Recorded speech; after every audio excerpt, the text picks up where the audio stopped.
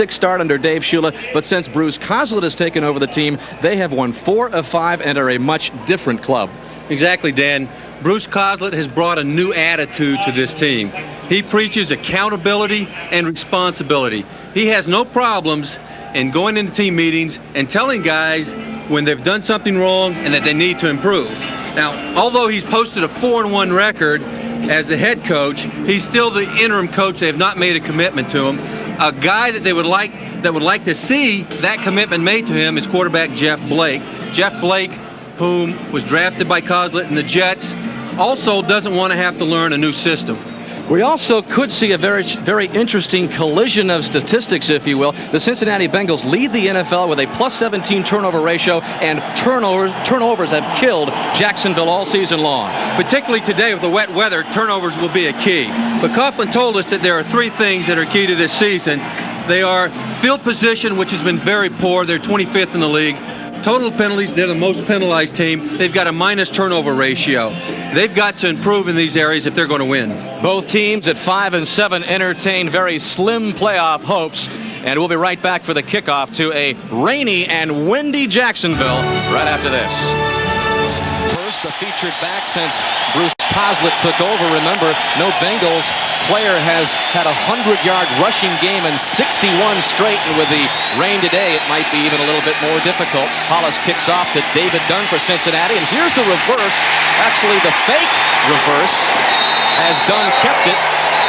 Fake reverse, Dan, and they didn't fight for it. Jacksonville did a good job of containing both sides of the field that one, both taking away the fake. And here comes Jeff Blake out onto the field. Blake threw 4 touchdown passes for the second time in his career last week against the Falcons. Up front, a couple of rookies. Willie Anderson, the rookie out of Auburn, and Ken Blackman, a 3rd-round pick out of Illinois. Garrison Hurst, the featured back. Brian Milnigan starts for Jeff Cothran, who is inactive today, out with an injury. Pickens and Scott, the wideouts, as the Bengals begin from just across the 15-yard line, 1st and 10, and Blake to pass on 1st down. Pressure, gets rid of it, and it is complete to Garrison Hurst out of the backfield.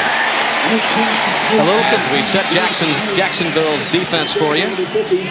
Up front, features Clyde Simmons, who set the Jaguars record with 7.5 sacks, with another sack last week. Recorded his 100th career sack in his 11-year career. The linebackers led by the 2nd player picked overall in the draft, Kevin Hardy. The rookie out of Illinois. Beasley is a rookie out of West Virginia. He's been forced into that starting lineup because the Jaguars have been hurt by injuries in the defensive secondary.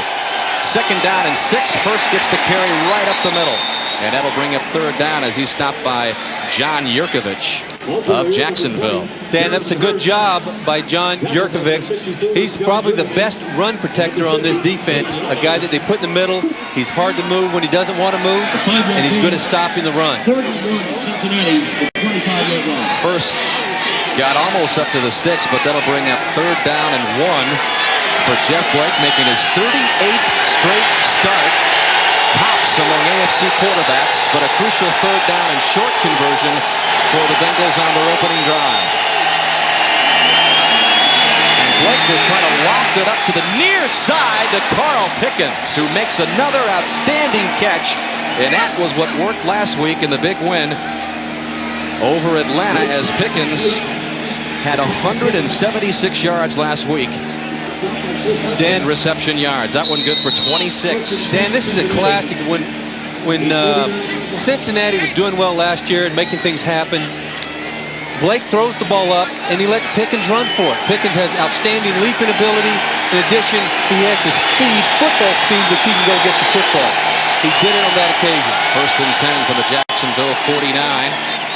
And to give again to Garrison Hurst, who pops it 3 into the secondary, and he's got another Cincinnati 1st down. Garrison Hurst, who rushed for over 1,000 yards for the Arizona Cardinals last year before coming in to Cincinnati's offensive set.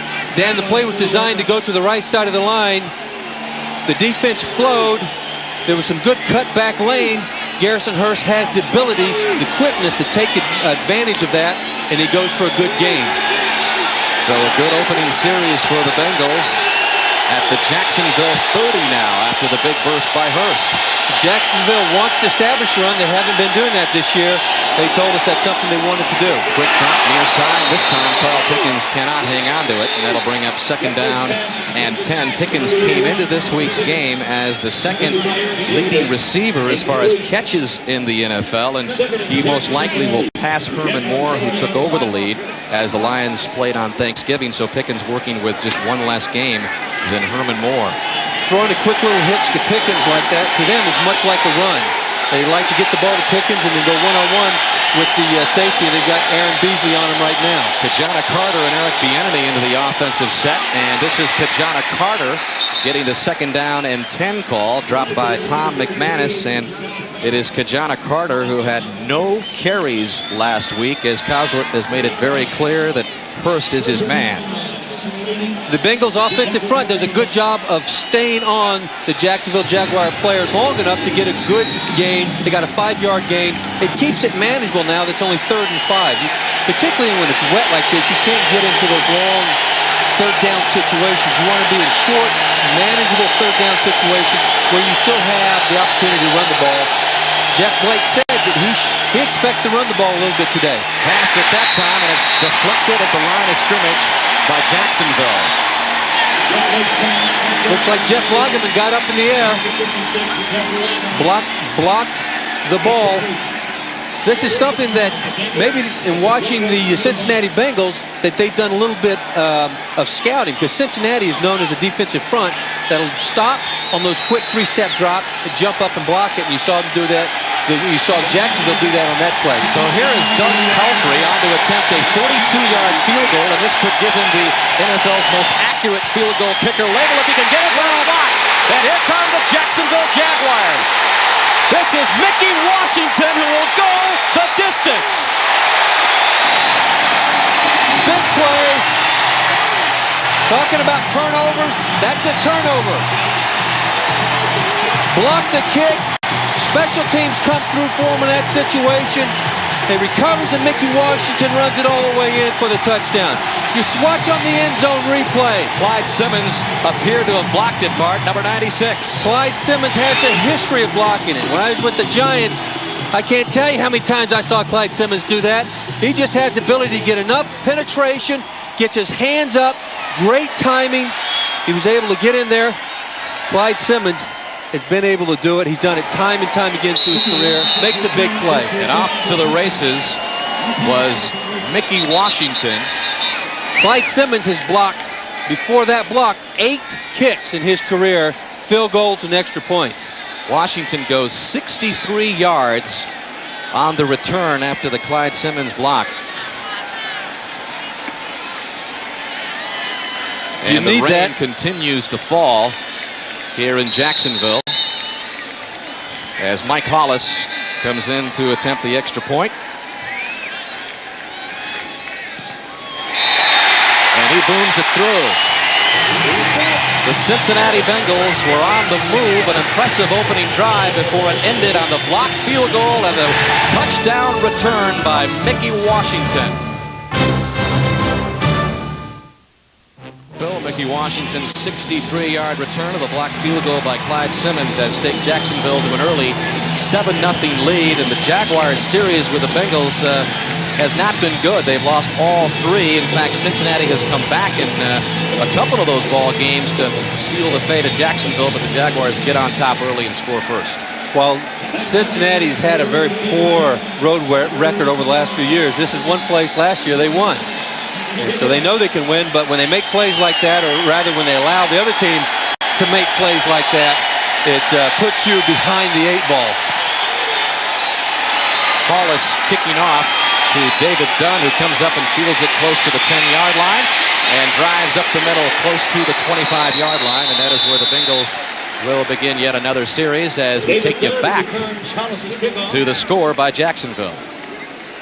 We'll watch right here in the middle where it's circled, Clyde Simmons. He's going to get a push on the tackle. Tackle has to take a step back, times it, puts his hands up. He's a tall guy, good timing. It wasn't particularly, he didn't come free, but just got enough push and his hands high enough to make the block. And Mickey Washington goes in for the touchdown. Bengals from the 25 with another 1st and 10. And a fake to Hurst. Rolling right, he wanted the tight end, Troy Sadowski. Incomplete on the coverage was Kevin Hardy, the very first defensive player drafted in the NFL draft this year, and has been very impressive. In fact, coming off probably his best game of his rookie season. Paul Fraze comes in and makes a hit on Jeff Blake. They're using a lot more rollouts to avoid the pressure. This offensive line for the Bengals is a young offensive line. Blake's been hit a lot, been sacked a lot. They're trying to use these rollouts and these bootlegs to give him a little more time to throw the ball. Paul Fraze does a good job there, forcing him to throw the ball before he wanted to. On 2nd and 10, Blake dumps it off to Eric Bieniemy. Eric Bieniemy still on his feet across the 25-yard line, but just across the line of scrimmage before Eddie Robinson brings him down.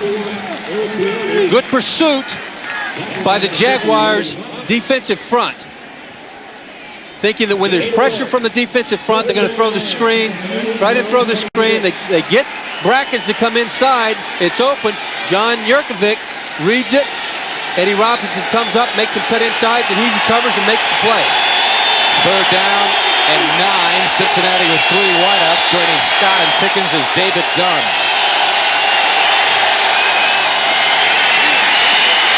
And Pickens once done, and that is picked off by guess who? Mickey Washington.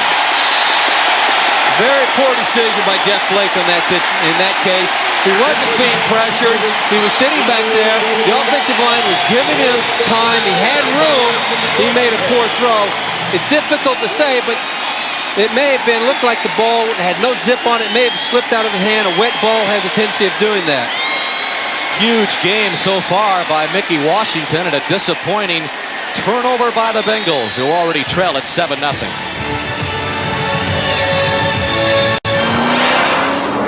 This is the Pontiac Bonneville, one of the world's most powerful on NBC. Mickey Washington, former Patriot, Redskin, played with the Bills in 93 and 94 with his first interception of the 96 season, and Jacksonville in good shape at the Bengal 39, already leading 7-0. 10:24 left in the first quarter. For the first time, Mark Brunell is on the field, and he's got his first pass completed.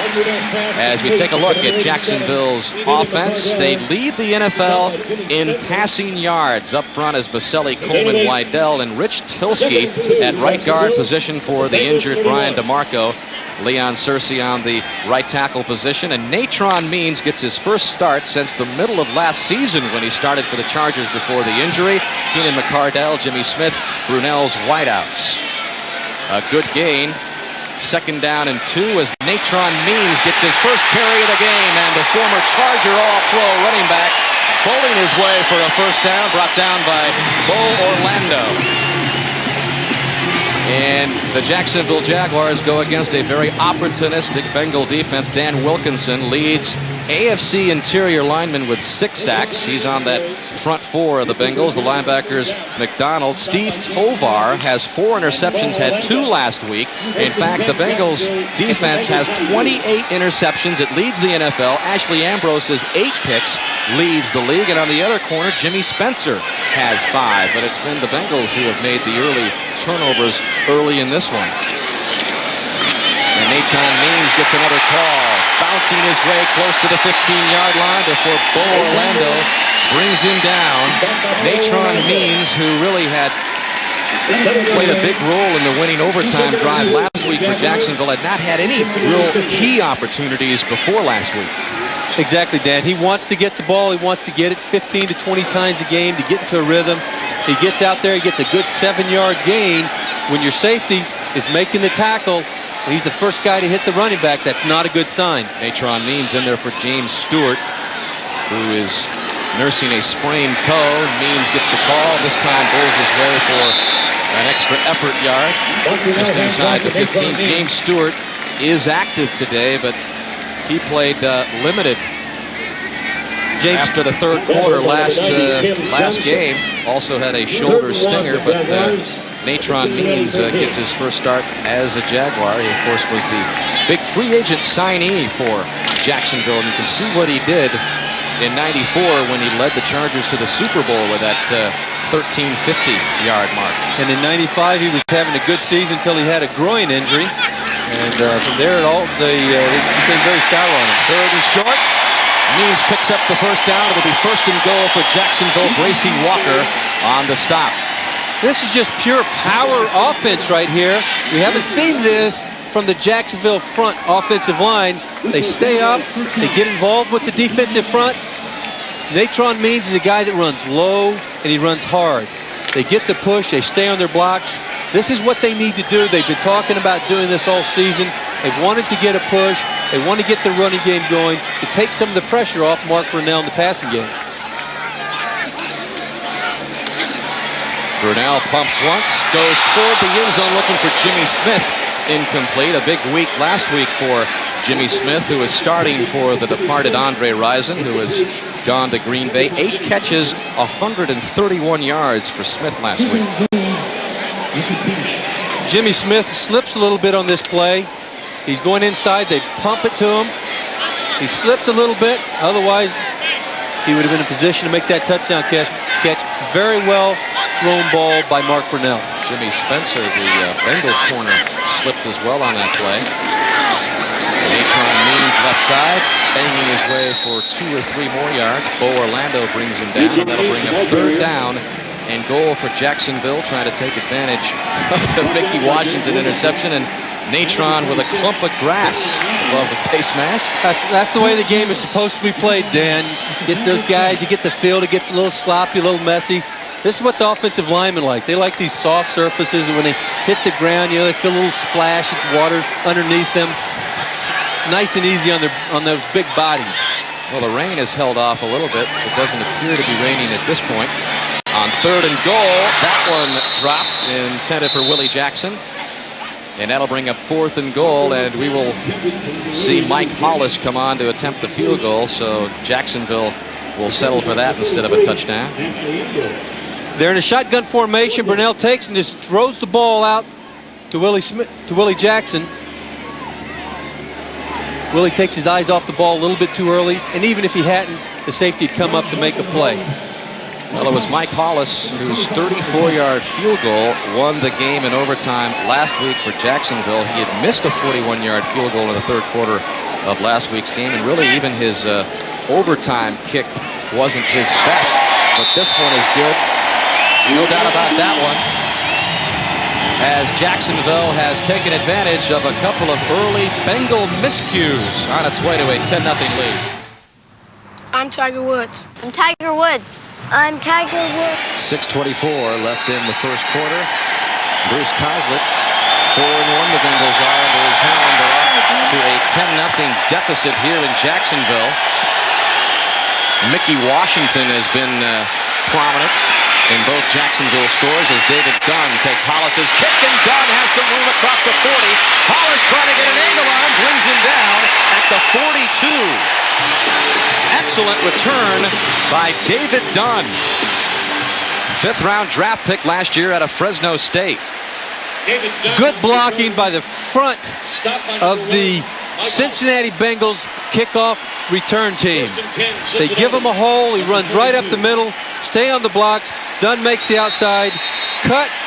Hollis keeps the sideline to him. Does a good job of preventing the touchdown, but the Bengals get great field position. This is what they need. They need somebody to step up and make some big plays. From the Jaguar 42. And he'll keep it on the ground. Garrison Hurst gets a burst up the middle. Garrison Hurst carries. Garrison Hurst doesn't exactly have fond memories of this stadium, Bart. When he played for Georgia, he told us last night that we never won here at the annual world's largest cocktail party game. He said we were 0-3. Florida beat him all 3 times, so he wants to exercise some of those bad memories from this field. He said he scored some touchdowns, but they never won, so he wants to win a game here. Gain of 3 for Hurst.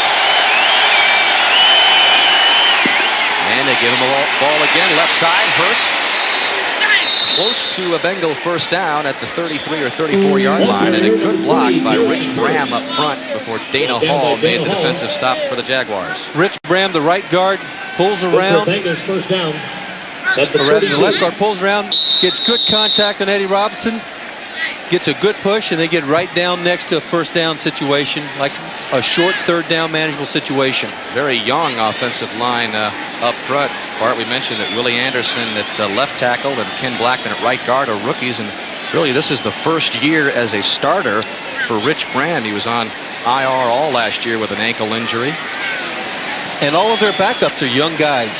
Their backups, the guards and the tackles, are guys who don't have any playing experiences.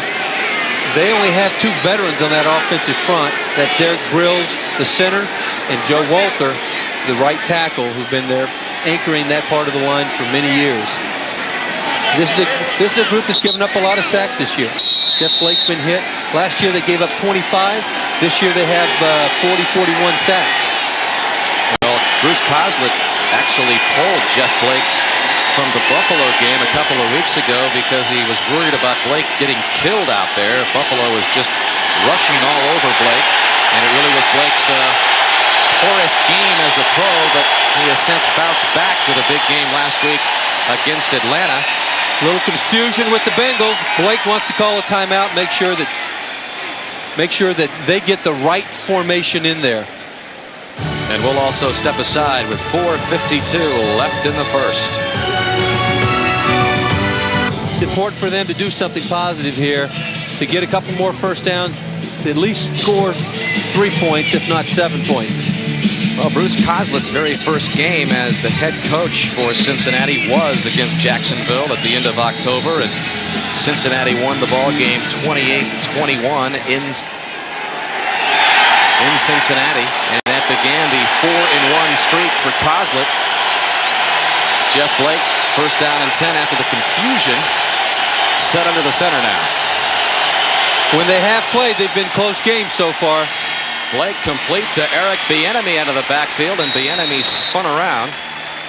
Aaron Beasley makes the stop. Let's take our first scoring update and head to New York and Greg Gumbel. All right, Dan, in Baltimore, the Steelers fall behind but bounce right back from 30 yards out. Mike Tomczak for Andre Hastings. He'll find the end zone with the extra point. The Steelers and the Ravens are now tied at 7 apiece, first quarter, Dan. All right, thank you, Greg. 10-0 Jacksonville.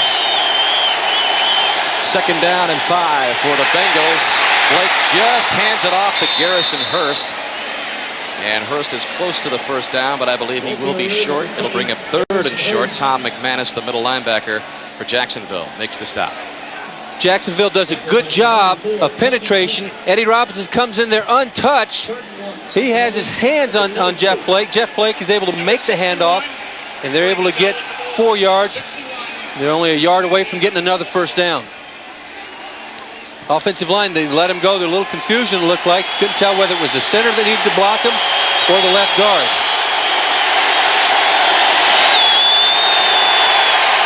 They're in a short yardage defense here. Good play action by Blake. He wants Carl Pickens, and he's got the touchdown. Excellent call in that situation. 3rd and short. You're anticipating them running the ball up the middle, picking up the first down. Good play action fake. Sold it very well. Defense for Jacksonville was completely confused. 8th touchdown reception of the season for Pickens, and after last week, Blake and Pickens have regained their magic. Pickens says, or Blake told us, that nobody can cover Pickens one-on-one. In that situation, when you've got 9 guys at the line of scrimmage, you're in 1-to-1. The middle of the field was wide open. That situation, they took full advantage of that. Blake has a very nice touch on the ball too, Dan. He's able to put the ball either over the top with a nice arc, or in that situation, right over the middle. Didn't try to overthrow it, threw it out there, and he let Blake run to the ball. There's the fake. Everyone bites on it. Blake just throws a nice ball. And here comes Pickens just to pick it up, run it in for the touchdown. Robert Massey can't stay with him. Pickens is too big. He jumps too high. He's got good route running ability. Pickens is a guy that told us earlier in the year the Pro Bowl really motivates him. He wants to go to the Pro Bowl. That's something that he set his sights on earlier in the year. Well, a reminder, next Saturday at 12 noon Eastern Time, 3 o'clock Pacific. It is the Office Depot Father-Son Challenge. Johnny Miller, our own NBC golf analyst, join other golf legends like Jack Nicklaus, Lee Trevino, Raymond Floyd, as they team up with their sons in a unique format. It's the Office Depot Father-Son Challenge. Always a nice December golf event on NBC Sports. Next Saturday, right here on NBC. So the Bengals come back, take advantage of the David Dunn kickoff return, and score their first touchdown of the game. Bucky Brooks back to take it upfield for Jacksonville, and Brooks gets close to the 15-yard line before he's dropped by Cincinnati's Sam Shade. Lee Johnson, the punter, does the kickoffs for Cincinnati. He punts the ball 2 or 3 yards deep there. Bucky Brooks wasn't real sure at the beginning. Should probably not have taken that ball out, but we'll see what Jacksonville can do with it, even though they don't have great field position. This is what we were talking about earlier in the game. Coughlin said it's the field position, one of the 3 areas that's been killing this team thus far. And they begin from the 15. 3:17 left in the first quarter. Jacksonville up 10-7, and Brunell to pass on first down, going far down the field. The far side, that is Jimmy Smith, who makes the beautiful reception despite the close coverage by Jimmy Spencer. What a throw to catch. Brunell just reaches back, and with just about everything he's got, he throws the ball up high and far, and he says, Jimmy, go run for it. Spencer's pretty close, but the ball is a well-thrown ball, and Jimmy Smith makes a good adjustment to widen out for the ball. 49-yard catch by Jimmy Smith. Jacksonville with a first down at the Bengal 36. Leads the team with that 14.2 average, and that 49-yarder will increase that as well. That certainly helps things out. There's a guy that's been cut by 2 different teams. Brunell looking, this time throwing it away. McCardell was out in the vicinity. Jimmy Smith, early in his career, he was with Dallas. He won a Super Bowl ring with Dallas. He was cut by Dallas, went to Philadelphia, was cut by Philadelphia. A guy that has persevered. He's been in there, and now he's found a position. They just gave him a contract extension for 2 years, $2 million. He's a guy that this team is very high on. They think between he and Keenan McCardell that they've got 2 receivers that can take them a long way. They can particularly go out and get the balls that Brunell can throw to him.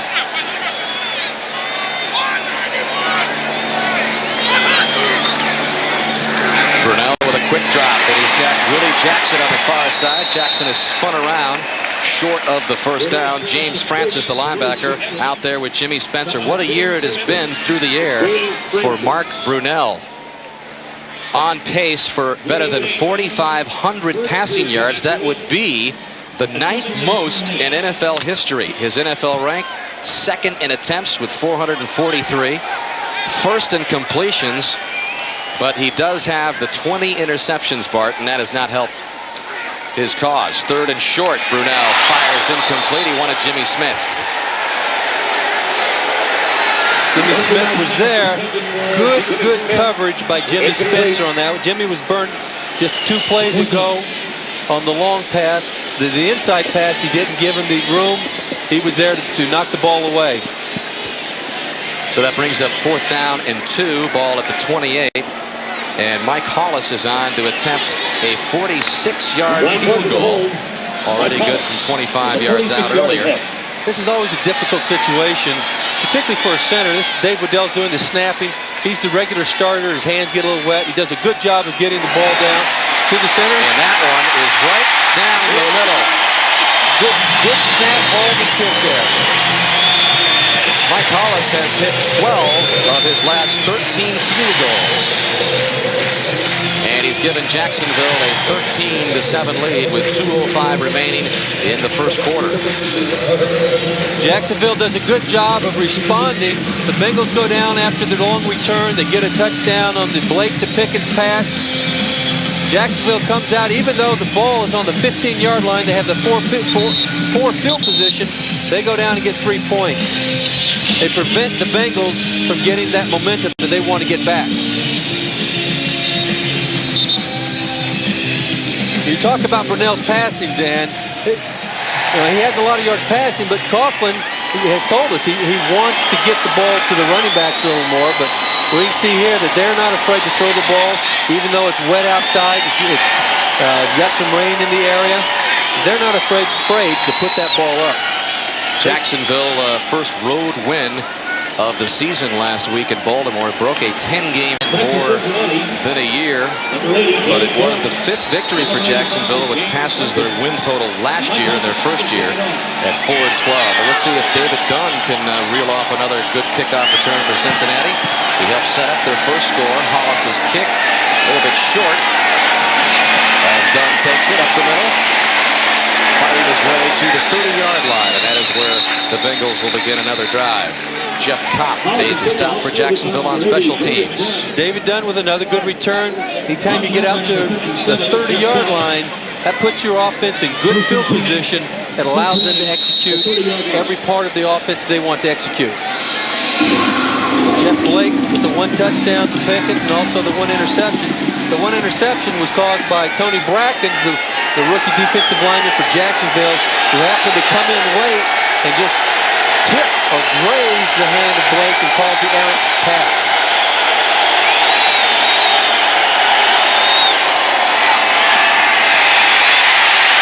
Blake being chased and completes it over to Tony McGee, the tight end, brought down by Kevin Hardy. Well, despite the catch totals for Tony McGee being down a little bit this year, Bruce Coslett told us that the big tight end is playing harder and even better, but he's been left out of the offense just a little bit. Both Loggeman and Simmons get pressure on Blake. Blake has the mobility to get out of the pocket. McGee keeps moving. Blake finds him. They get the pickup. Some positive yards.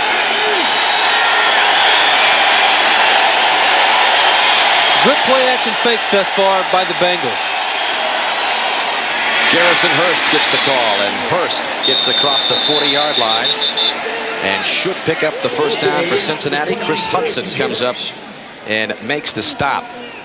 Jacksonville's defense has to learn to be more patient, meaning they've got to eliminate the cutback lanes. The ball again is supposed to go to the right. Clyde Simmons goes too far down inside. Troy Sandusky, the tight end, blocks him down, and Garrison just cuts back into the open spot, picks up the first down. They've got to be more disciplined and keep the lanes shut off. 43 yards already for Garrison Hurst, who takes a breather, and this is Kajana Carter. And Carter's got another first down, the Heisman Trophy winner, all the way up to the 37-yard line of Jacksonville. It was Kajana Carter, who really hasn't been the same, Bart, since the knee injury, a similar one that Garrison Hurst suffered. Dan, in that case, in that play, the tackle, it was a tackle trap. Willie Anderson, the rookie left tackle, pulls. He opens up a hole for Garrison. Garrison runs through it. Good job by this offensive line so far, staying on the defensive front 7 for Jacksonville, creating the holes. They're running the ball like they want to run the ball. End of the first quarter in Jacksonville. The Jaguars with a 13-7 lead. We're back in a moment.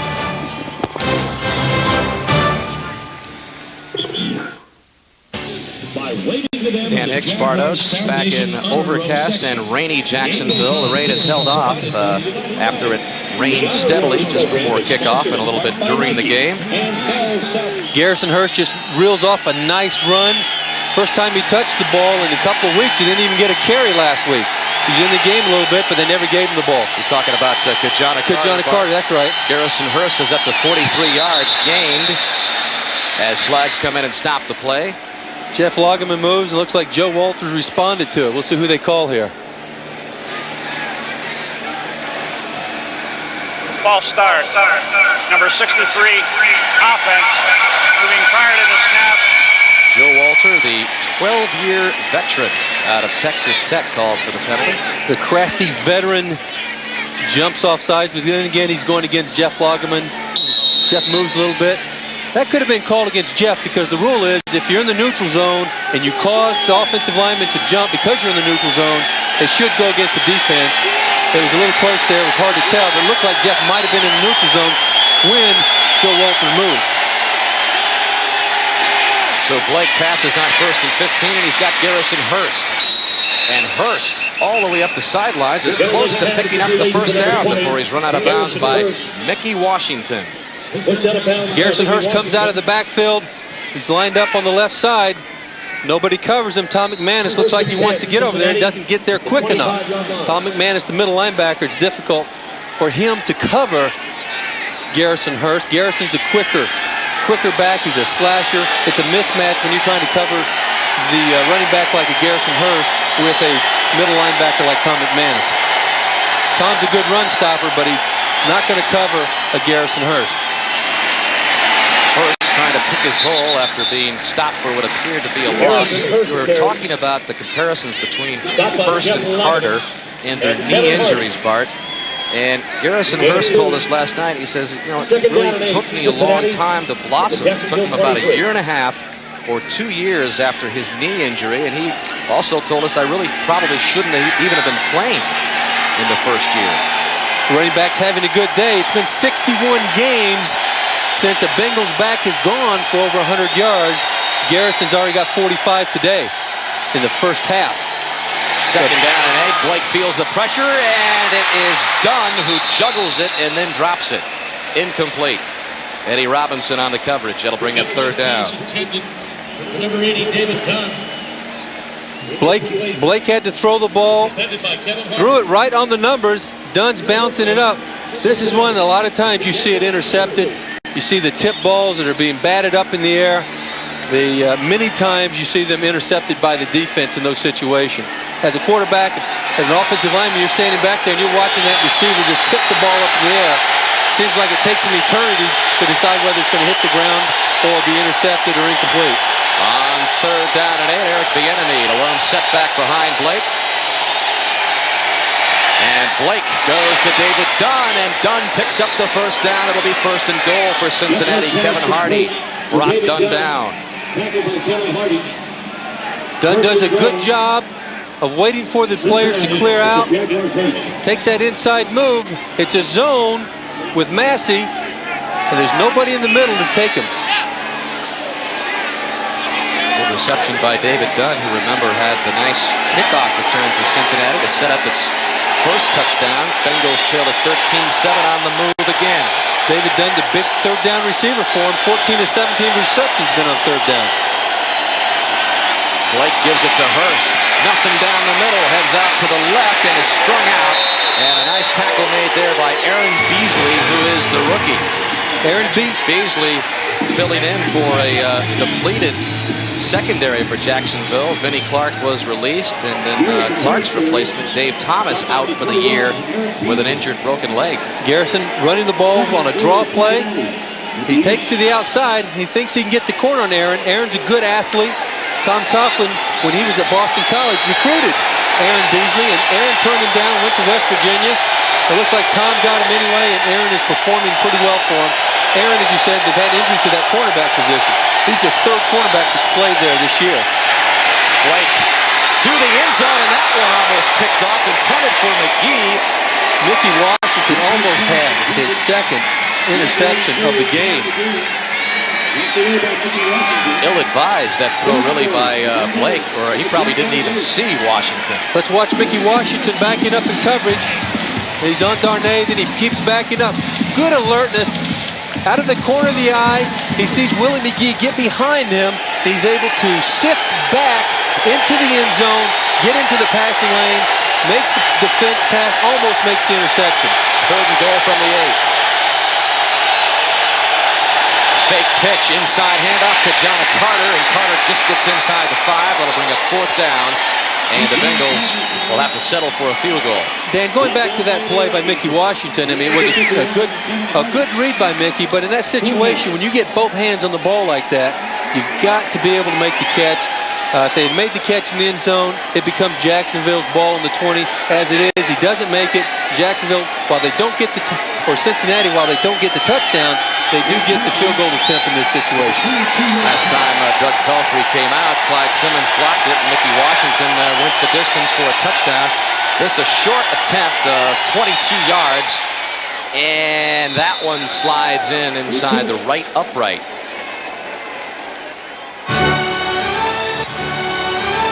13-10. Jacksonville's lead's cut to 3. Lee Johnson set to kick off for Cincinnati. Jaguars lead at 13-7. Short kick comes Bucky Brooks. And Bucky Brooks leads the rugby scrum across the 30-yard line. And a flag has been thrown in late in that skirmish. Sam Shade made the tackle for Cincinnati. Bucky Brooks has come in here. He's replaced the injured Dave Thomas and has done a good job. They put him back there returning kicks. And it is against Jacksonville. Tom White calls the holding call. And Jacksonville again. Illegal block in the back. Number 35. During the return, it's a 10-yard penalty. First down. The poor field position again puts them in that poor field position that they don't like. That it creates that additional degree of difficulty. Well, what we set out to tell you before Pelfrey's field goal was blocked on his first attempt was the next field goal that he makes will make him the all-time leader in field goal accuracy. You must have a minimum of 100 field goals made, so the 22-yarder made by Pelfrey just a moment ago makes him the most accurate kicker in NFL history, but he also admits that he's just borrowing the record because there are other kickers around the league, namely Chris Bowman of Dallas, who will probably surpass him as Brunell is on the mark to Willie Jackson. Willie Jackson coming big, coming to the middle, making some big plays here in the first half for this team. Isolate on Willie here. Corey Sawyer, who is on him, just does not cover him tight enough. He's looking at Mark. He loses sight of Willie Jackson.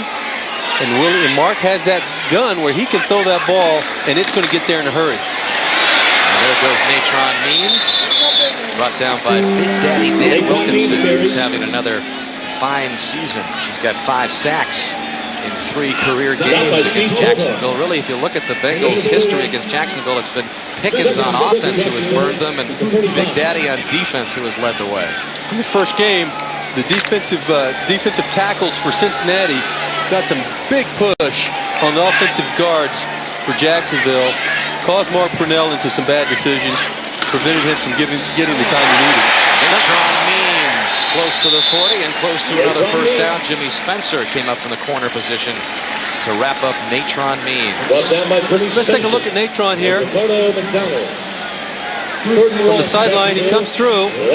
Let's do a good job of blocking in with the tackle, Willie Anderson, and blocking, or rather with Tony Baselli, and blocking out with Coleman. They open up a nice hole. He picks up a good gain. 4 wide receivers in the set for Brunell on 3rd and just over a yard. Ball at the 40-yard line of Jacksonville. Brunell rolling to his left. Can he run for the first down? It'll be close. Steve Tovar, the leading tackler for the Bengals, ran him out of bounds. Close to the first down stick, but I believe the spot will leave Brunell short. Looks like they're short by about a yard.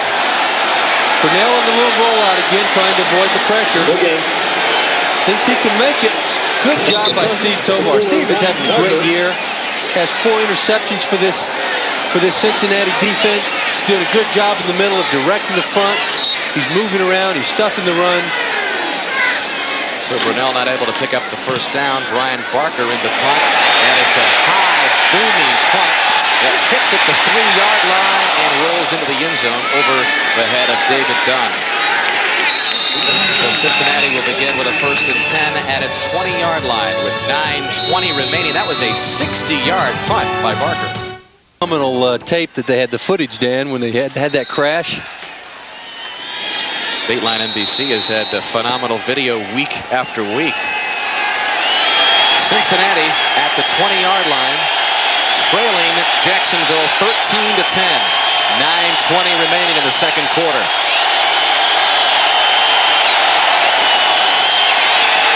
Jeff Blake, play action across the middle. He's got 44, Brian Milne. And Milne looks like he picked up the first down. Milne, the rookie from Penn State. That is the very first catch of his NFL career. Last week he got the carry for a touchdown. This week they're going to play action pass. They leave Milne all by himself. Does a good job. Picks up the first down out to the 35-yard line. Mill, the rookie out of Penn State. Good vision by Jeff Blake.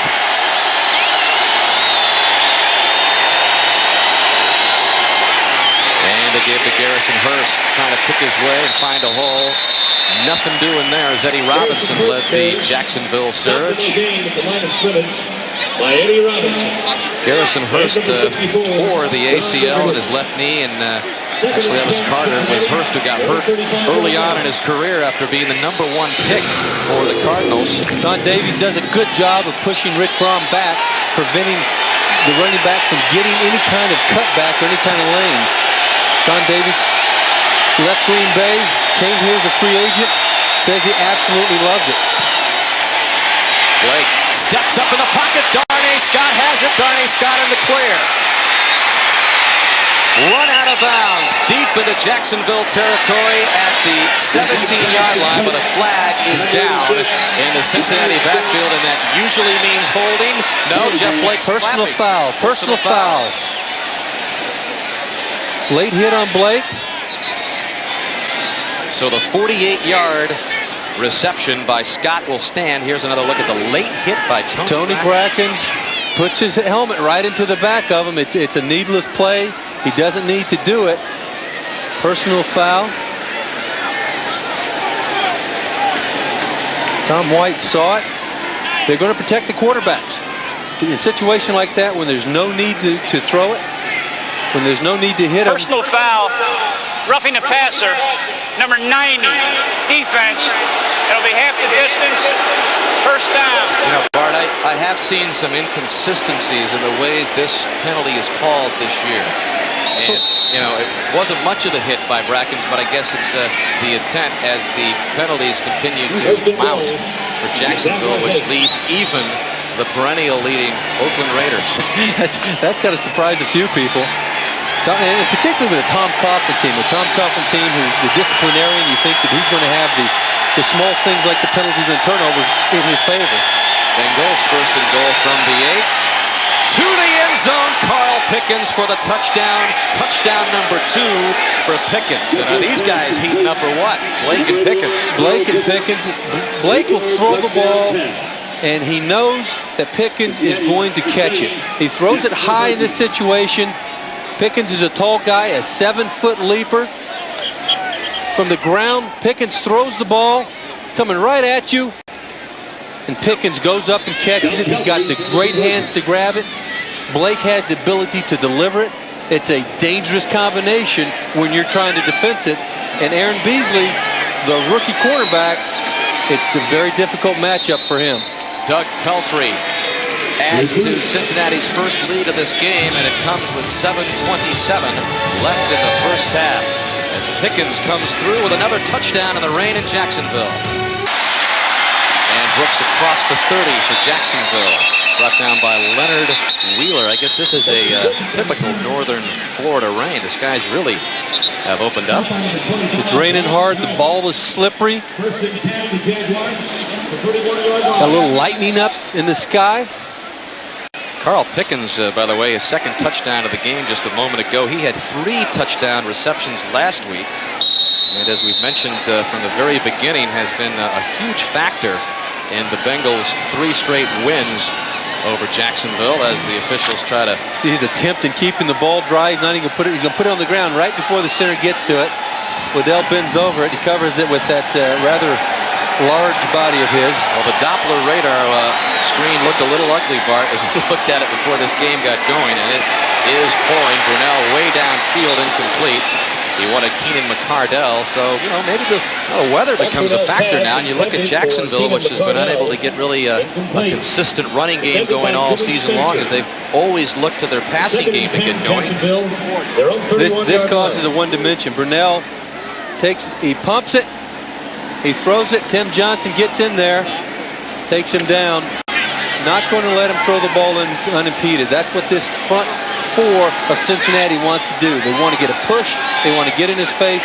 They want him to know that he's not going to have the time to sit back there and throw the ball. Pretty low numbers for Brunell, as that one is incomplete. Again, Jimmy Smith, the intended receiver, out there with Ashley Ambrose, Brunel's pass intended Jimmy for slips Jimmy again.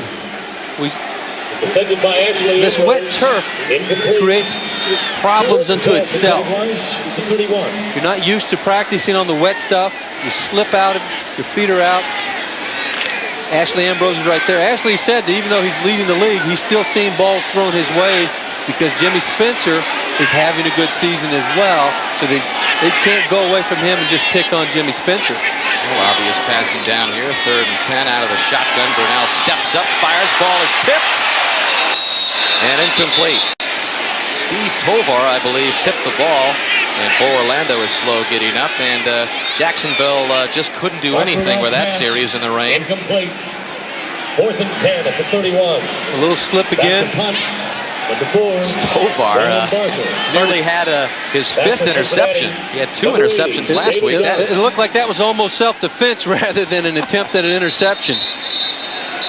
So Barker back to punt again, and David Dunn back deep for Cincinnati at his 15. We've got a subdued and a rather wet Jacksonville crowd with us right now.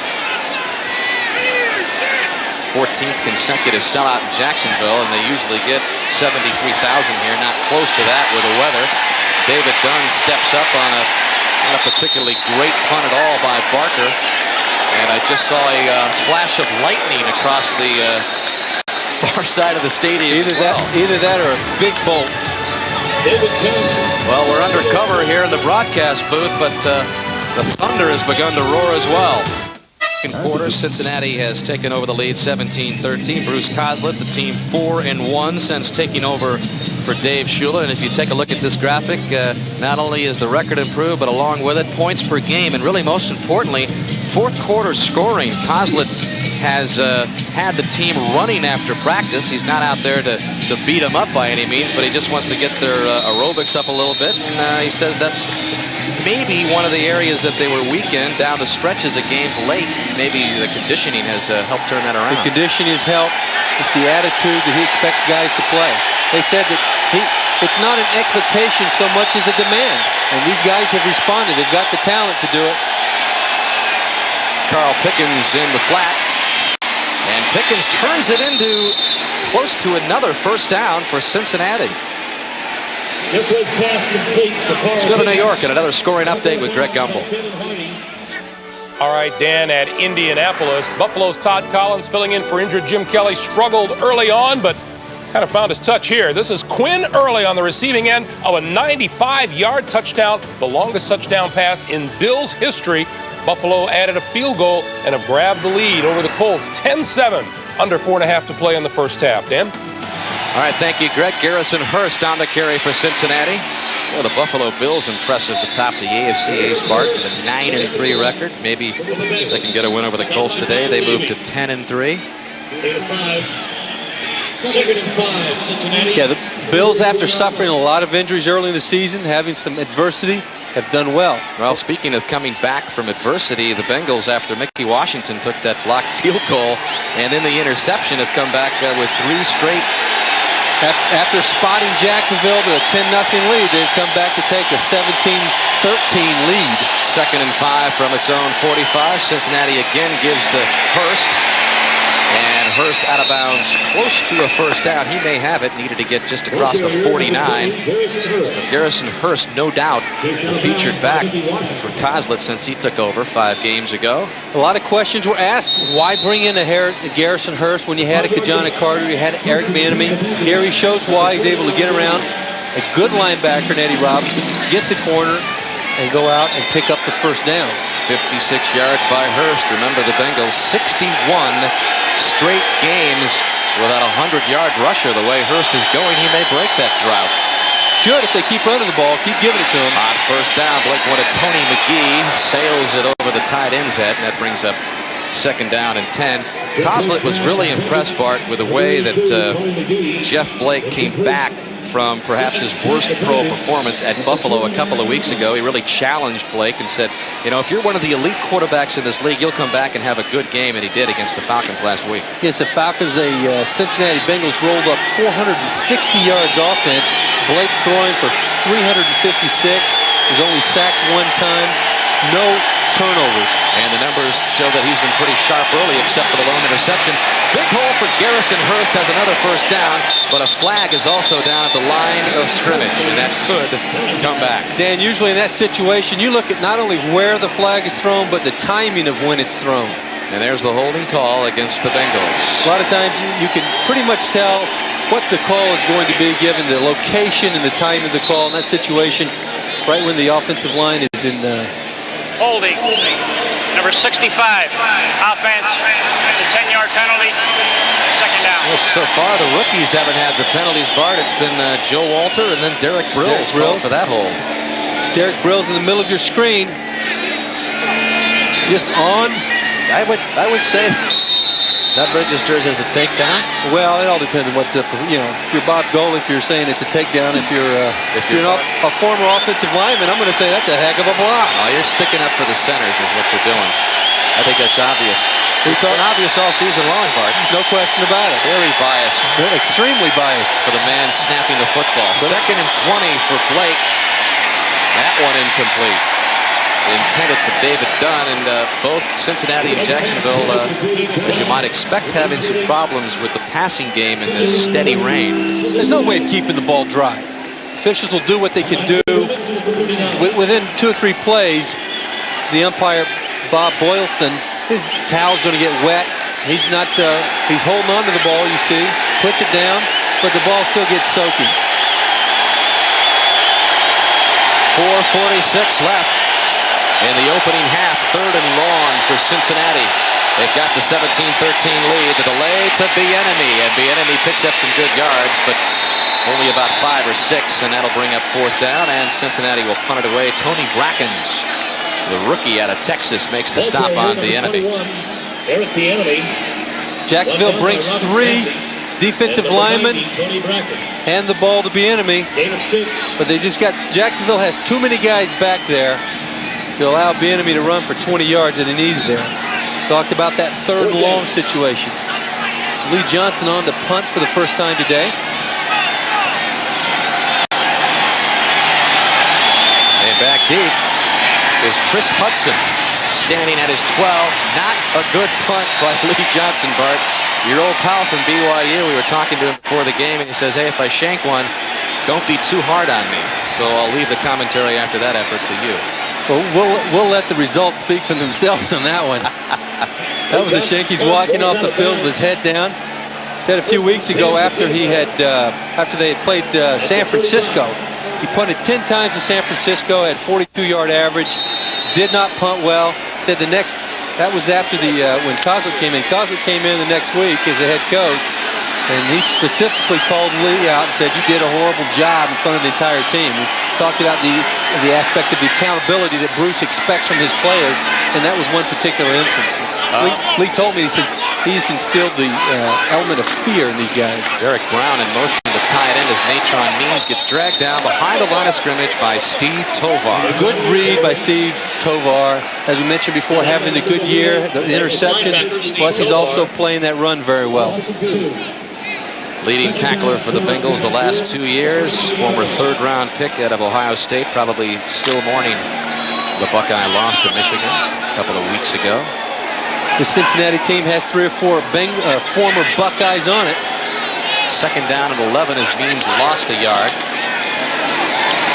And Brunell the pass. Jimmy Smith has it. Smith, it looks like he picked up the first down. He did. He's across the 45-yard line. Jimmy Spencer on the coverage. Jimmy Smith goes past the first down marker, then comes back down the sideline. Brunell has the arm, there's velocity on the ball to get it to him, even though sometimes it's a dangerous pass, because if an interception is made at that position, it can be returned for a touchdown. Quick drop by Brunell. Jimmy Smith again. Missed tackle by the Bengals, and Smith has another first down. That was Jimmy Spencer who missed the tackle on Smith, and Gerald Dixon had to go downfield and bring Smith down, but another big gain and another Jacksonville first down. Jimmy Smith is becoming the go-to guy. Stop and go. Spencer slips a little bit, can't make the play. Smith, in only his second start after they released Andre Rison, is coming up 31 yards last week. As you took a look at the top receiving combos in the league, McCardell and Smith coming in with the second most in the NFL for starting wide receivers, only trailing Brett Perriman and Herman Moore of the Lions. So Brunell is talented, but he also has a couple of wide receivers that can go get it. They're very happy with the mix that they have with the wide receivers, with the quarterback. They like the tackles that they have. They think they've got a good mix of guys that with a little growth. Brunell's chase. Pete Mitchell makes the reception. The tight end that'll be short of the first down and bring up third down as we're 5 seconds away from the 2-minute warning. Looks like it was overruled. Looks like Pete may not have. Let's watch it here. Have a naked bootleg. Tim Johnson does a good job. He forces the throw by Brunell. Pete goes up. Oh, he did not get both feet in. His left foot did not come down in. Good call by the official. The sideline official made a good call there. So it'll still be third down, but it'll be third down and 7 for Coughlin's team. The always intense Coughlin is yes, pacing the sidelines. Not agreeable. However, if you factor in last week's game, they had a number of calls that went in their favor that helped them attain their first road victory last week. How wild a game was that for Jacksonville. Brunell's off the mark, and that stops the clock with 2:02 remaining. The Jaguars have not won 2 straight games in more than a year. Last October, the last time the Jacksonville Jaguars put 2 victories in a row together. Jacksonville on 4th down is in a position where too far for a field goal given the rain. Punt's not going to accomplish a great deal, so they're going to go for it on 4th down and 7. Good call at this stage in the game, you agree? I think so. They need to make something happen. They've given up the momentum. Shotgun look by Brunell. This will be the last play before the 2-minute warning. Brunell lobs it up. Jimmy Smith, incomplete, tightly covered by Bo Orlando. I think a good decision, but I think the choice of receivers by Brunell in that situation, a low percentage pass there. So Cincinnati makes the stop. We'll have an isolation on Jimmy Smith going straight down the field. Spencer has the outside, the safety. Bo Orlando is there to prevent the pass on the inside. Does a good job. Bo did a good job. Bo's a free agent from the San Diego Chargers. San Diego. 2-minute warning in Jacksonville. That's from this Sunday in the NFL, including an interview with Jimmy Johnson. Those guys better not stand up there too long like that. Get the hat full of water. As the rain continues to fall, forecast looked ugly, and it really has turned into some pretty bad weather. Maybe they have taken your advice, Bart, and are exiting the stadium. Too much water. And we're around water all the time. 17-13, the Bengals over the Jaguars. Less than 2 minutes remain as Cincinnati taking over on downs after the unsuccessful 4th down attempt by Jacksonville. Bengals from the 32. And a quick give to Bieniemy. Bieniemy caught in the backfield, and that was Bucky Brooks. Former 2nd-round pick by the Buffalo Bills in '94. The second-year pickup from Green Bay. This is a little different look for Jacksonville with their nickel package. They line 3 guys up on the line of scrimmage. They play Tony Brackens behind the nose tackle, and he'll go to the flow of the offense. They've been very successful in the last few games running this defense. Cincinnati has 2 timeouts left. The Jaguars with all 3 of theirs.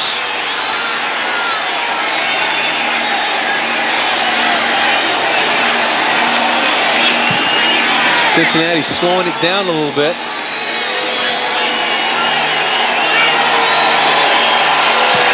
Got Clyde Simmons playing at nose tackle. Just a straight 3-man front, and this is called their dime package. Blake can't find anybody right. Attempts to get it to Gajana Carter on the left side, incomplete.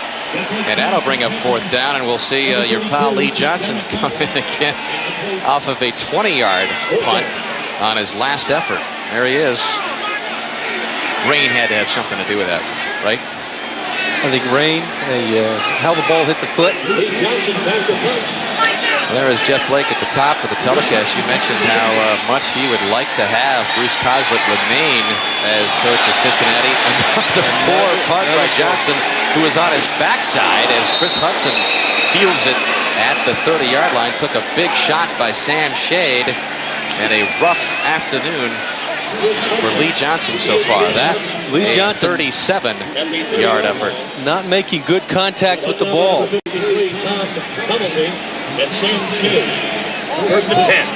Here's another look at Lee. Down he goes, out of frame. Slippage. Give you an idea of how slick that field is. As he plants with his right foot, he's a left-footed kicker. His right foot slips out, wet turf. How prophetic was Lee before this game?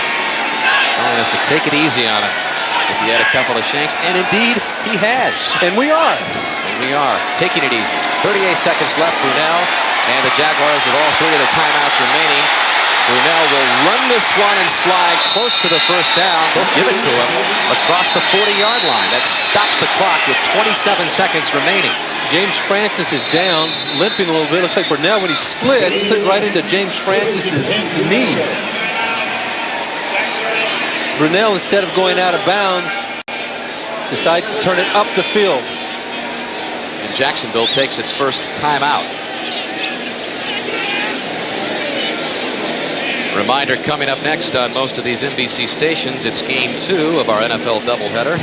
Watch as Dan Marino and the Miami Dolphins take on Jeff Hostetler and the Oakland Raiders. That is coming up next here on NBC. Oakland pretty much out of the playoff hunt, but Miami needs to keep on winning if the Dolphins are to be there. Miami coming in with a 6-6 record, and again, Jimmy Johnson will be interviewed on our Domino's Pizza NFL and NBC halftime report coming your way at halftime. Oakland is in the same situation as these two teams.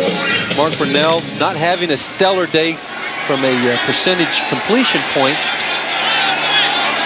but he hasn't made mistakes. 27 seconds to go in the opening half. Bengals with a 17-13 lead. Jaguars trying to get in position for at least perhaps a field goal. Nice catch made there by McCardell. Clock continues to roll, and now Jacksonville will take the 2nd timeout, so 1 remaining for Brunell.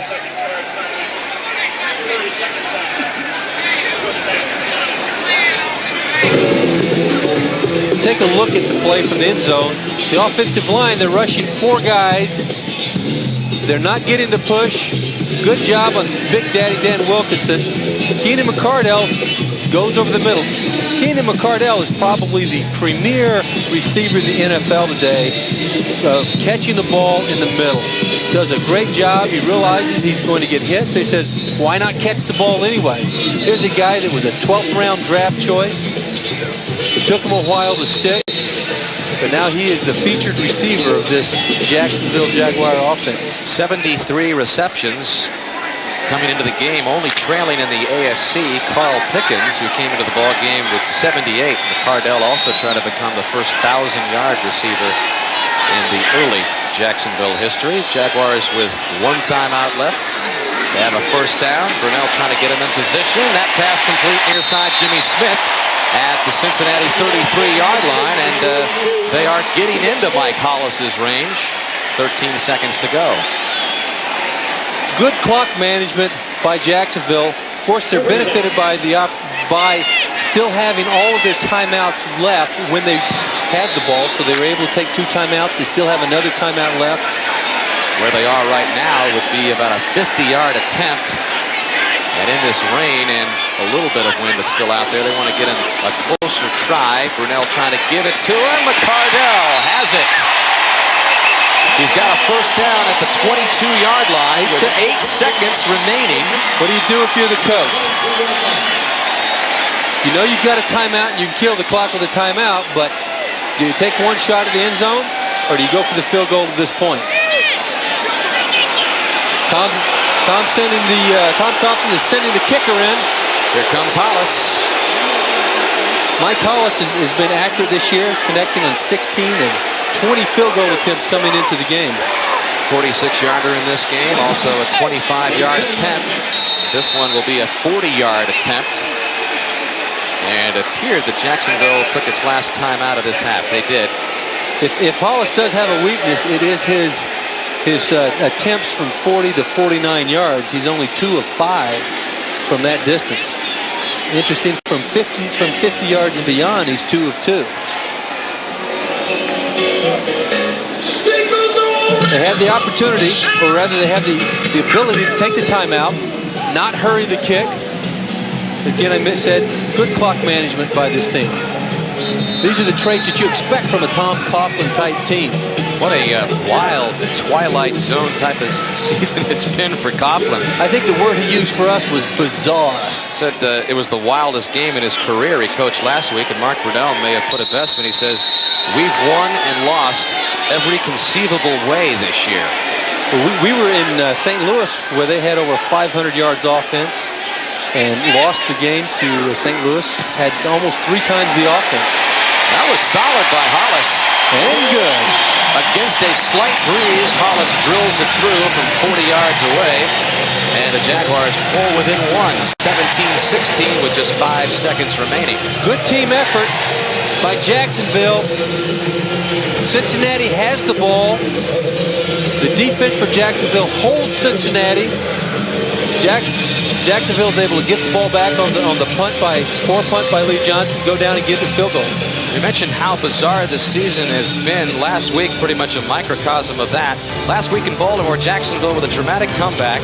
1:24 in the game. Brunell hits Willie Jackson to make it 25-23. Then Brunell just barely runs it in for the 2-point conversion that ties it up, sends the game into overtime, and that is where Mike Hollis hits this 34-yarder just barely, and Jacksonville wins it 28-25 in overtime. They got some breaks down the stretch, and really just that little synopsis doesn't even do that game justice as far as how bizarre it was. There were chances by both teams to win. Both teams. You had fumbled quarterback snap it into the game by Testaverde that Jacksonville recovered. A fumble by Biner. Well, they've certainly solved the Ravens in their short history. They've beaten that franchise 4 straight times, but they've never beaten Cincinnati. The Bengals, the only AFC Central team that Jacksonville has never beaten. Hollis just drills it straight down the field. The Bengals fall on it at the 28, and that will be the final play of the opening half. Troy Sandusky there, acting like an offensive lineman. Got the ball and just laid on it. Jacksonville went out to a 10-0 lead, but Carl Pickens answered with a couple of touchdown catches. The late field goal here in the first half by Hollis has given the Bengals a 17-16 lead. Let's go to our studios in New York.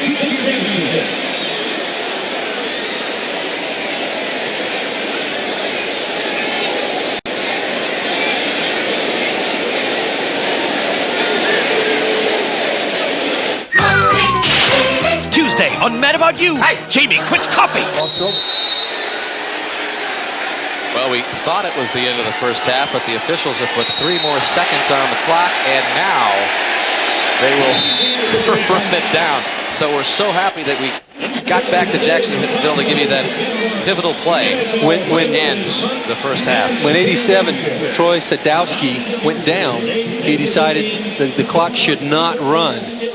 Well, let's go to Greg Gumbel in New York now for the Domino's Pizza halftime report. Well, last week, both offenses went in, had a lot of yards, won the games, and they've shown that they can continue to move the ball today. Look at the halftime leads that the Bengals have blown this year, all coming under Dave Shula, who coached the first 7 games when Cincinnati began the season at 1-6. Lee Johnson, who had a rough first half punting, kicks it off for the Bengals. And back deep, taking it out for Jacksonville is Bucky Brooks. And Brooks with another good return, moving his way up across the 30-yard line. That is where Jacksonville will begin. Special teams play made by Eric Bieniemy. Jacksonville's doing much better job with the field position after the first couple of returns. Here comes Mark Brunell. We mentioned at the top, leading the NFL in passing yards, but that is a low line for Brunell in the first half. Not throwing the ball. He's throwing the ball, but not getting the yardage that you've seen from Brunell. However, second half has been the half for this team as far as getting the yardage. Still a light rain falling as Natron Means gets the first carry, brought down by Bo Orlando. The weather has not worsened from that heavy downpour which we saw come down the second quarter, but Natron Means again filling in nicely for James Stewart. We have not seen James Stewart at all in this game. Natron's been having a good game. He's been effective. He's running the ball with power. You're not going to bring in James Stewart. You're leaving a Natron. Natron's the type of guy, as we mentioned, as he mentioned us, he gets stronger as the game wears on. He likes to get up in the 15 to 20 yard carry range. They fake it to Means, and Brunell goes to the air. Jimmy Smith is now over 100 yards. Pass complete at the Bengal 48. Bo Orlando made the stop. That's the 5th catch of the game for Jimmy Smith in the 2nd straight week. He's got over 100 yards receiving. Good timing between the quarterback and the receiver. Jimmy Smith makes his cut inside. Brunell has the gun just to deliver. Good velocity on the ball. Orlando gives a good lick, but he's the one that's on the knee at this point. Called a timeout. 113 yards receiving by Jimmy Smith today, and we take a look at the circuitous path to this season. Sat out all of 1994, didn't play in 93. Had an appendectomy at one point when he played with the Dallas Cowboys. That led to an infection. I mean, this guy has had all sorts of problems as you take a look at defense have come from these 3 free agents. Sam Shade takes the spot for Bo Orlando, who walks off the field. Jacksonville with a first down again at the 47-yard line. And Means gets the call on the right side again. Brunell told us that, yeah, he'd like to get more balance on both sides of the ball, not just passing but in rushing, but they've gotten behind, and the running game really has been forgotten as the game has gone along, because many times this year Jacksonville has had to try to come back. As you take a look at James Stewart, who led the Jaguars in rushing last year and was and is the leading rusher this year with over 700 yards.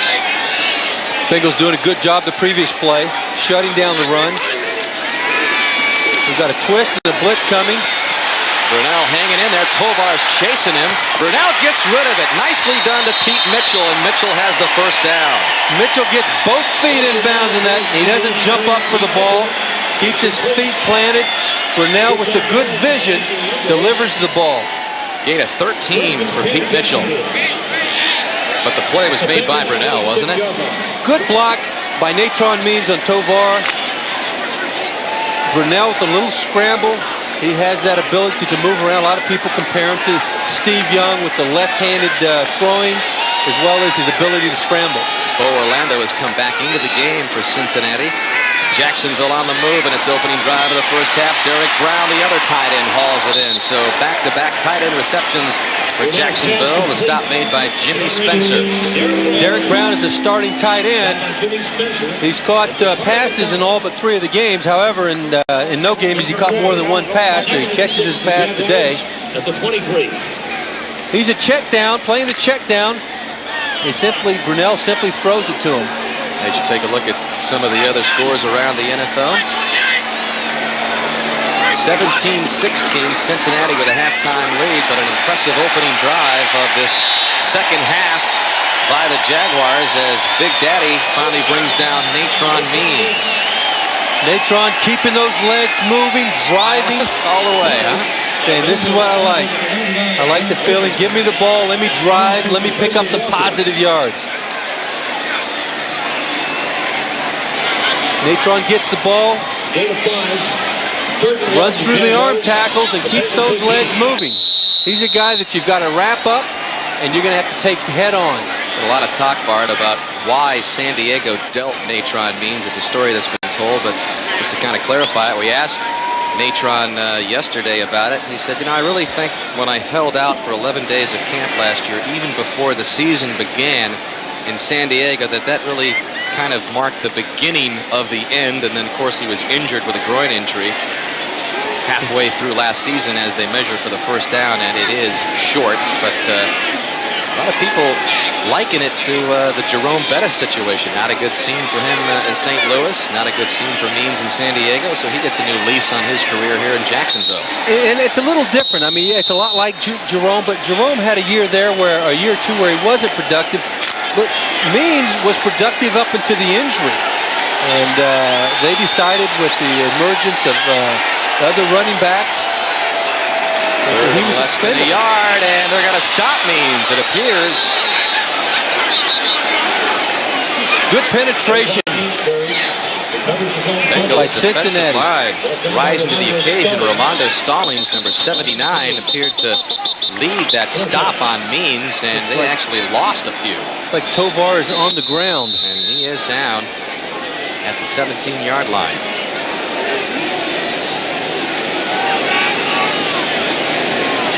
Let's take another look. Penetration. Stallings. Good job by Ramondo Stallings. Has the penetration. Said if you're going to tackle Natron, you can tackle him, but you've got to do it straight up. You can't be hitting it from the side. He runs low, he runs hard, and he's usually going to pick up good yardage if you don't hit him head on like Ramondo did on that particular play. Well, concern now for Tovar, who is down. And we'll try to get an injury report on the Bengal middle linebacker when we return. Well, they brought the stretcher out for Steve Tovar. He says, I'll have none of that. It follows him off the field as he gets assisted off the field. And Bart, let's take another look at the replay, see if we can detect the injury. Dan, in your screen, you'll see Steve is hit on the left side of Steve. That's a lot of weight. Rich Tilsky listed at 304 pounds, a first-year player from Utah State. So Hollis comes on for a 39-yard field goal attempt, and Hollis is a perfect 4 for 4. And the Jaguars have retaken the lead, 19-17. Very comfortable looking kick by Mike Hollis. A lot of times in the rain, the kickers get a little psyched out. They're worried about the snaps. They're worried about the holds. In this case, Mike is very relaxed, having a good year. Tom Coughlin likes his kicker. Thinks he's a pressure guy that performs under pressure. Tom Coughlin has to be happy about that coming out. First drive of the second quarter, eating up 5 minutes. First drive of the second half, rather. Eating up 5 minutes. Next Saturday at 2 o'clock Eastern Time, college basketball returns to NBC as we bring you the John Wooden Classic. We'll be joining Game 1 in progress as the Arizona Wildcats take on the Utah Utes. Then in Game 2, the Louisville Cardinals take on the LSU Tigers. It is college basketball, the John Wooden Classic next Saturday right here on NBC. That is Keith Van Horn pictured in the graphic there. Outstanding player for Utah.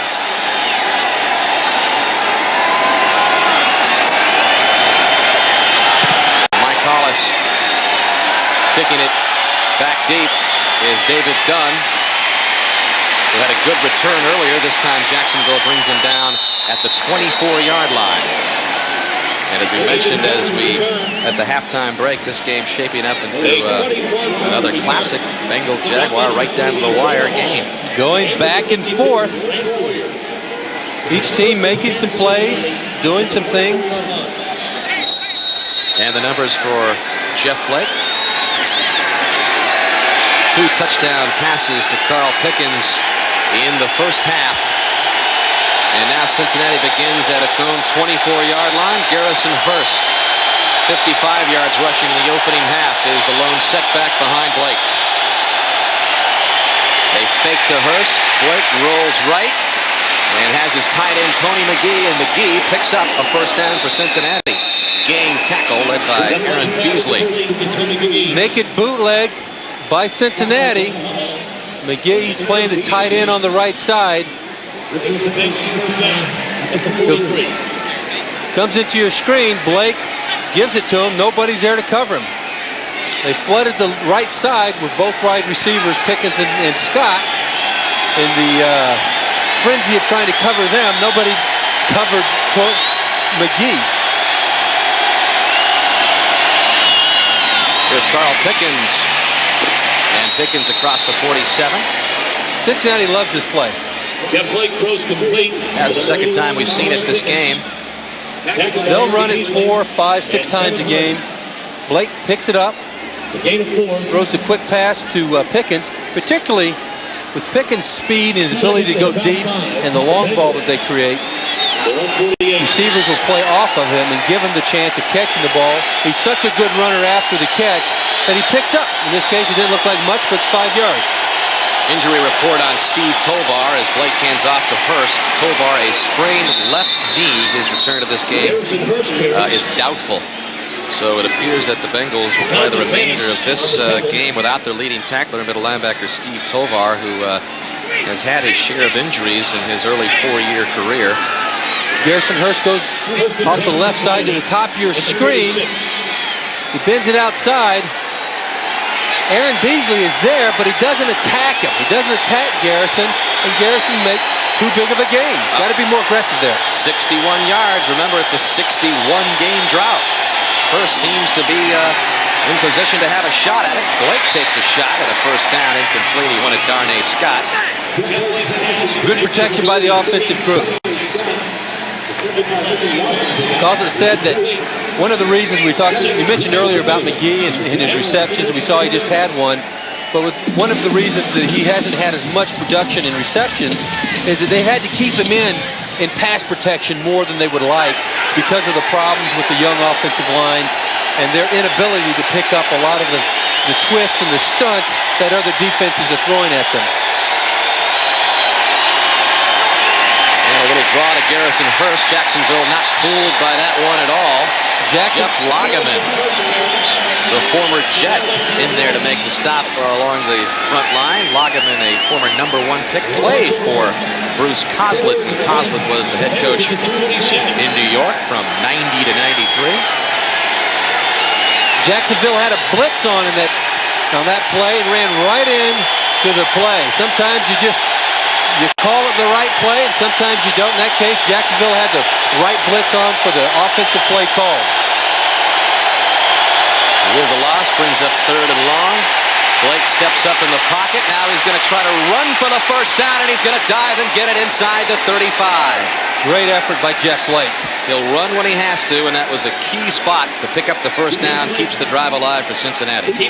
Blake is a guy with terrific speed. He's a good athlete, a guy that when he wants to can make a lot of things happen when he runs out of the pocket, but his first preference is to throw the ball. He feels a little pressure by Clyde Simmons and Don Davies there. And Blake takes off. He realizes where the first down markers are, and he dives for it and gets it. Big pickup, big 3rd down game. Blake across to Tony McGee, and McGee dropped it.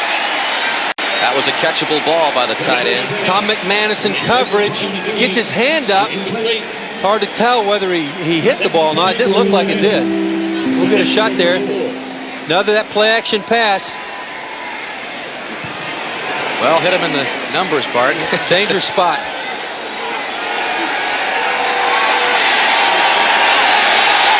Second down and 10.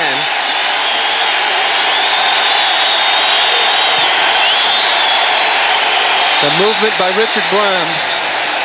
About 8 flags come in and stop the play. Like the left guard, number 6.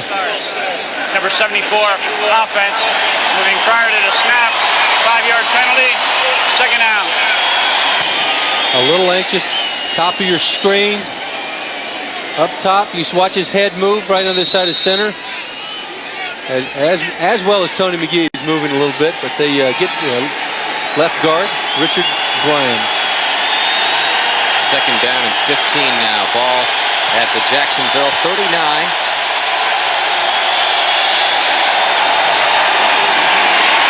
Blake's got a lot of room to run again. He's going to pick up another first down on the ground. Completely lost containment. Jacksonville, they're rushing the front four. They've got to be more disciplined. Jeff Lageman takes the hard inside. Kelvin Pritchett comes in. They give him the outside. It's wide open. He gets the first down. Remember what Jeff Blake told us last night when we talked to him? He said, watch for me to run the football. He said, every time we've played Jacksonville previously, I've had a lot of room to run. He gained 16 yards on that one, picking his spots nicely. And they give it to Garrison Hurst, and he has nowhere exactly to go. Jacksonville plays Cincinnati very well, or they have in the past.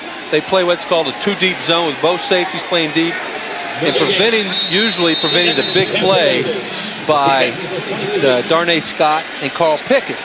However, what it does do is it loosens up that defense, and when on a passing play, there's nobody to take Jeff Blake, and he's shown the last couple of plays that he can go for some big gains. It's John Yurkovich. Yurkovich shaken up.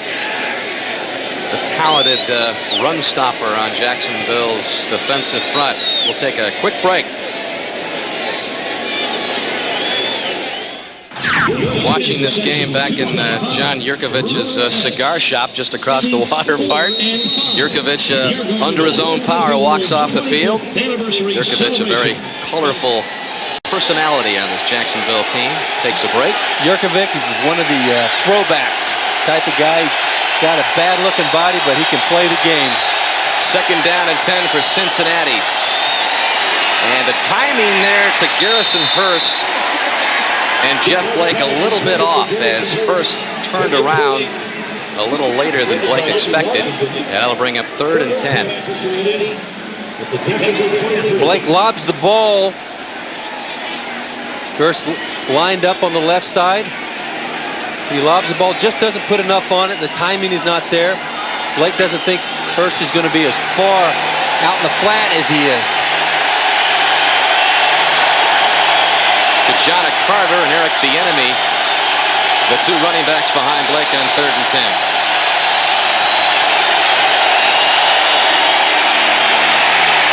Blake again steps up. Will he run for another first down? Well, he's short that time. He slides short of the 15. And that'll bring up 4th down, and I'm sure we'll see Doug Pelfrey come on. Good scramble by Jeff Blake. Shows his athleticism and eluding would-be sackers and tacklers. Picking up 7 or 8 yards. Would have been something had Blake been able to pick up another first down for the Bengals. He had 2 key first down runs to keep the hopes of a touchdown alive. Now a field goal is what Doug Pelfrey wants to put through from 34 yards out. The NFL's new most accurate kicker, field goal kicker in NFL history. And that one's right down the chute. So Pelfrey earlier hitting from 22 and again connecting there. As Cincinnati, in a seesaw battle in Jacksonville, regains the lead. PR head Dan Edwards, John Yurkovich just had his bell rung and is off the field. His return is questionable, perhaps lighting up a cigar on the sidelines while looking through the Polaroids. Still in the rain here in Jacksonville. Bucky Brooks takes the Lee Johnson kickoff and has another good return across the 30-yard line. Still on his feet, run out of bounds at the 37-yard line by Rod Jones. So Bucky Brooks, who returned kickoffs for the first time last week, another impressive one for Jacksonville. They trail by 1.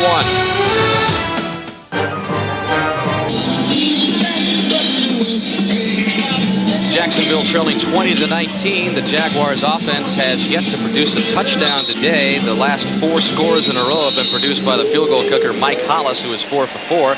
The lone touchdown by Jacksonville coming in the very first series when Mickey Washington blocked a Cincinnati field goal. Actually, it was Clyde Simmons who blocked it. Mickey Washington returned it for the touchdown.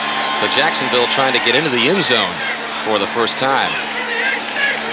Jacksonville moving the ball, but not being able to take advantage of it when they get down there and score touchdowns. Matron Means bulldozing his way close to the 45-yard line. Tom Tumulty, the rookie out of Pittsburgh, a 6th-round draft pick, number 53, has taken the middle linebacking spot for Steve Tovar. There is Tumulty, a first-team All-Big East selection last year. That hurts your defense when you're Tovar's the quarterback of that defense, particularly the front seven, directing guys, telling them where to go, what shifts to make, what adjustments to make. You've got a new guy in there. Makes it a little difficult. Fake to Means. Brunell steps up on the run, passes it to Means. Means has the first down.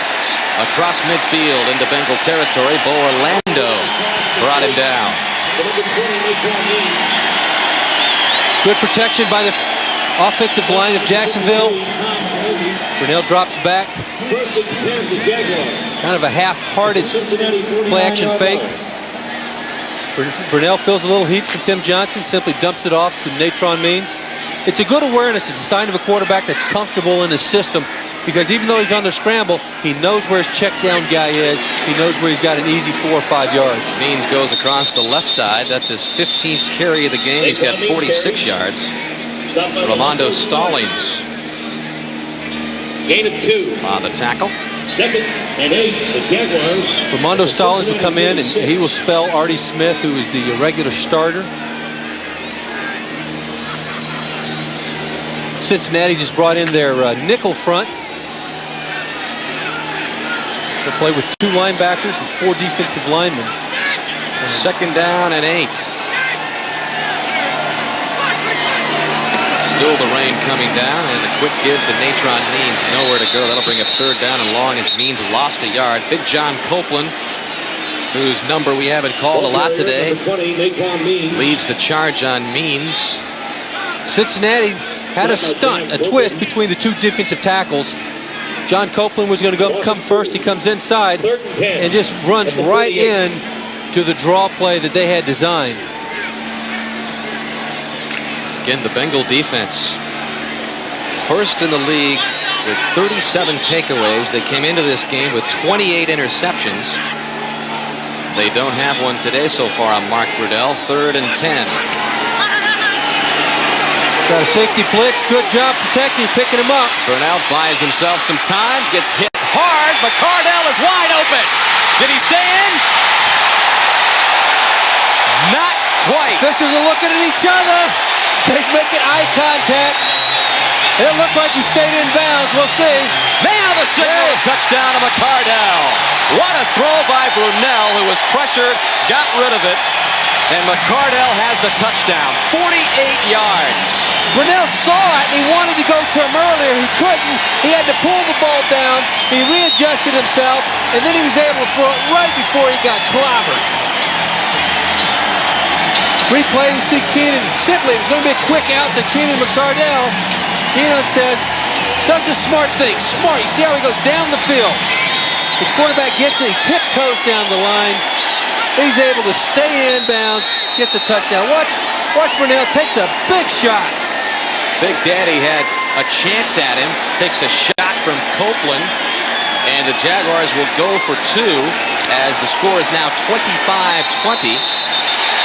They're going to try to make it 27-20 and get the touchdown of the extra point lead. And a timeout is called by Cincinnati. What a play by Brunell, who many feel will be perhaps the new Steve Young later on in the 90s, maybe 2, 3, 4 years away from being one of the best in the NFL. That's an example of what he can do. This is a sign of the maturation of a quarterback. He is able to make the plays. When things have broken down, he's able to make the play, make things happen positively. Not making mistakes you've seen earlier in the season today. Good job. From the end zone, it's in the shotgun formation. They bring the safety, they bring everybody on the left side. He breaks containment. Wilkinson had a shot. Copeland gave him a shot as he released it. Look at the arm strength by Brunell. Off balance, almost off his back foot, is able to heave it downfield for the 48-yard score. That is what you would call a big league play. Now Jacksonville goes for the 2-point conversion. McCardell in motion. And over the middle, it's good to Willie Jackson.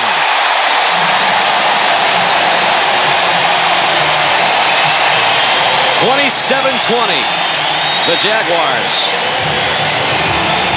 A minute 33 left in the third.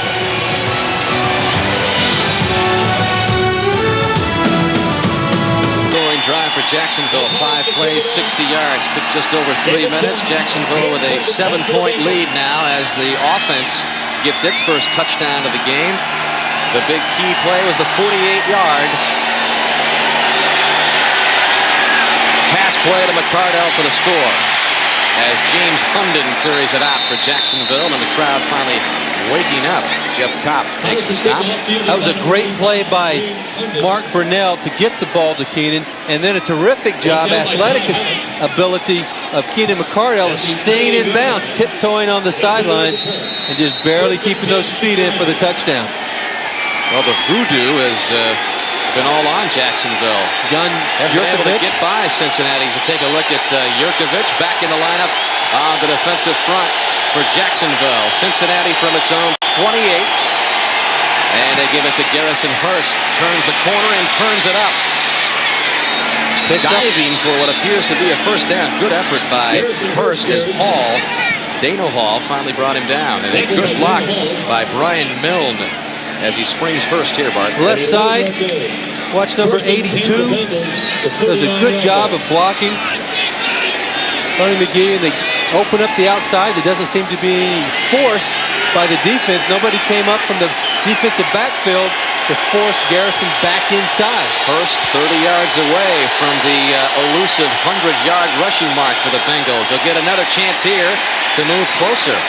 Again, 61 straight games without a 100-yard rusher for Cincinnati. Garrison Hurst could be the first one to pick it up. Buffalo, Indianapolis, the tight game. Ravens, 24-17 leaders over Pittsburgh. Steelers leading the AFC Central, the division which Cincinnati and Jacksonville play in, with a 9-3 mark. Both Jacksonville and Cincinnati trying to get their 6th victories of the season in a game that appears to go down to the wire again. 2nd down and 5. Quick drop by Blake, and he's got Tony McGee. And McGee has the first down into Jacksonville territory at the 45, and that will be the final play of the 3rd quarter.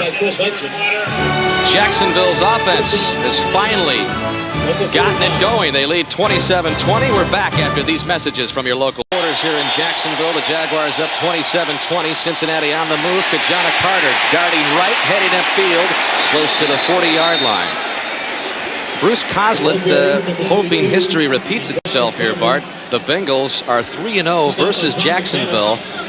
The Jaguars have led in each of the 3 losses, and in the 4th quarter in 2 of those games.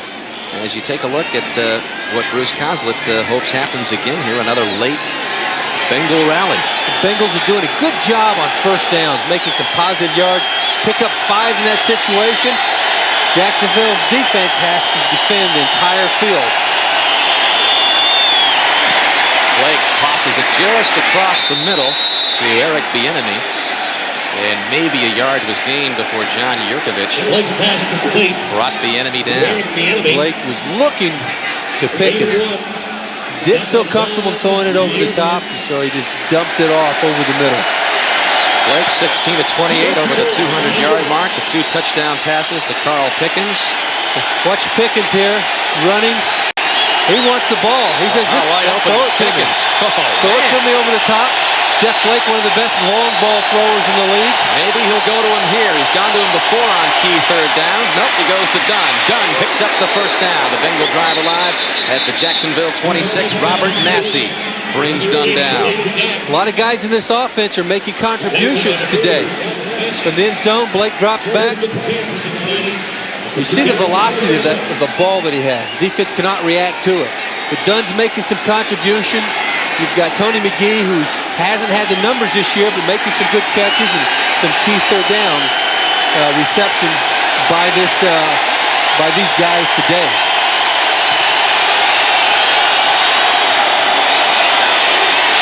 Blake going to his man Pickens. Can he get it?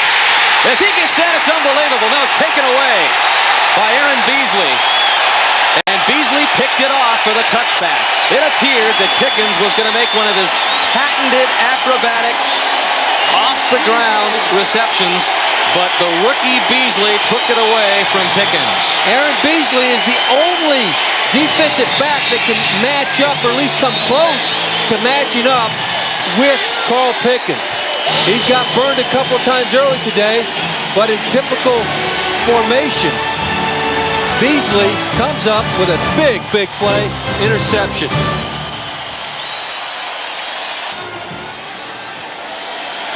Reversal of fortunes, Bart. The Jaguars came in with 9 team interceptions today, 5th fewest in the league. They've picked off 2 today. The Bengal defense had 28 coming into today. They have no interceptions on Mark Brunell, and Brunell's got another completion. And that is complete to Lachey Maston, number 35. Back to the interception by Beasley on Pickens. Beasley does a good job. Aaron does a good job of getting inside positioning. You see the height Pickens gets up there, but Beasley goes up with him, has inside position, makes a good catch, good interception.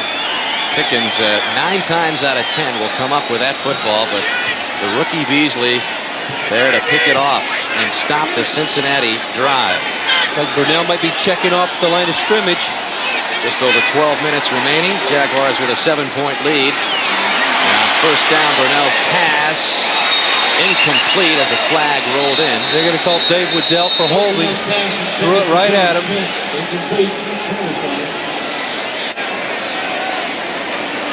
Defensive front.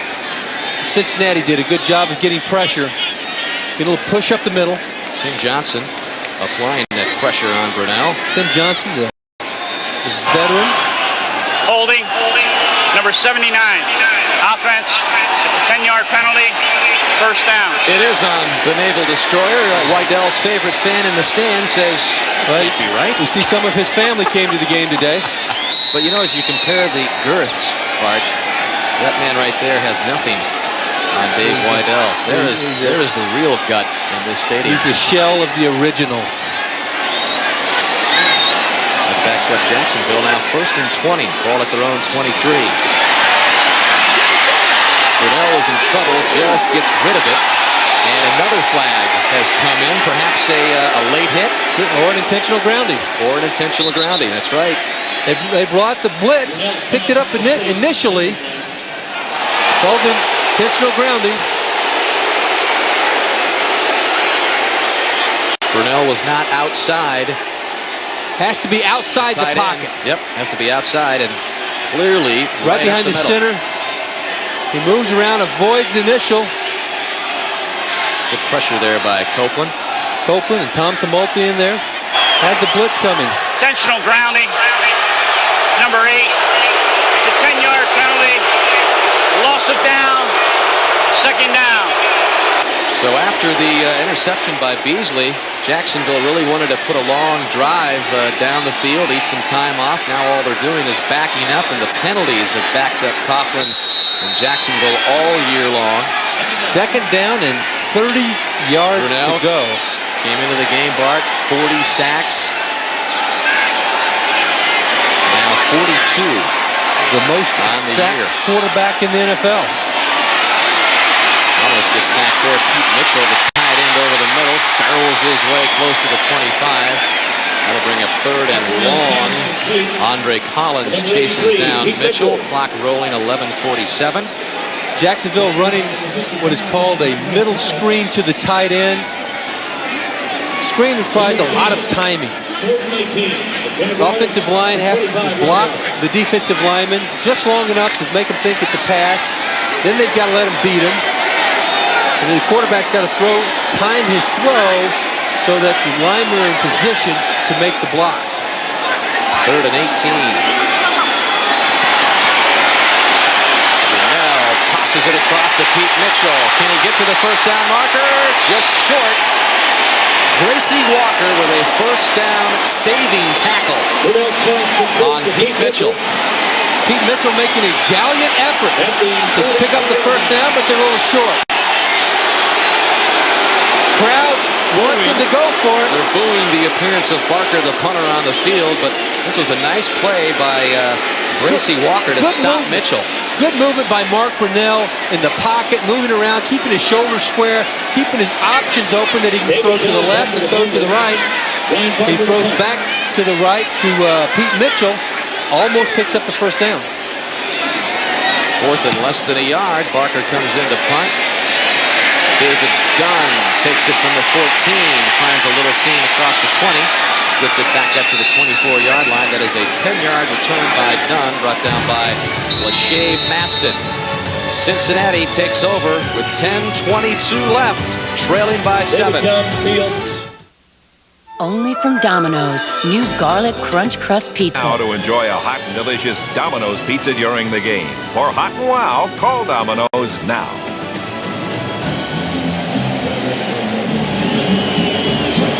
Dan Hicks with Bart Oates back in rainy Jacksonville. The rain continuing and a tight game continuing between the Bengals and the Jaguars. Garrison Hurst 25 yards away from that coveted century mark. Bengals again 61 straight games without a 100-yard rusher. He could be key in this drive. The fake to Hurst. Blake rolls right. Still looking for a receiver. Did Pickens get in? We got a flag. A flag is in. Maybe Jeff was beyond the line of scrimmage when he threw the ball. He was fairly close. That's what it is.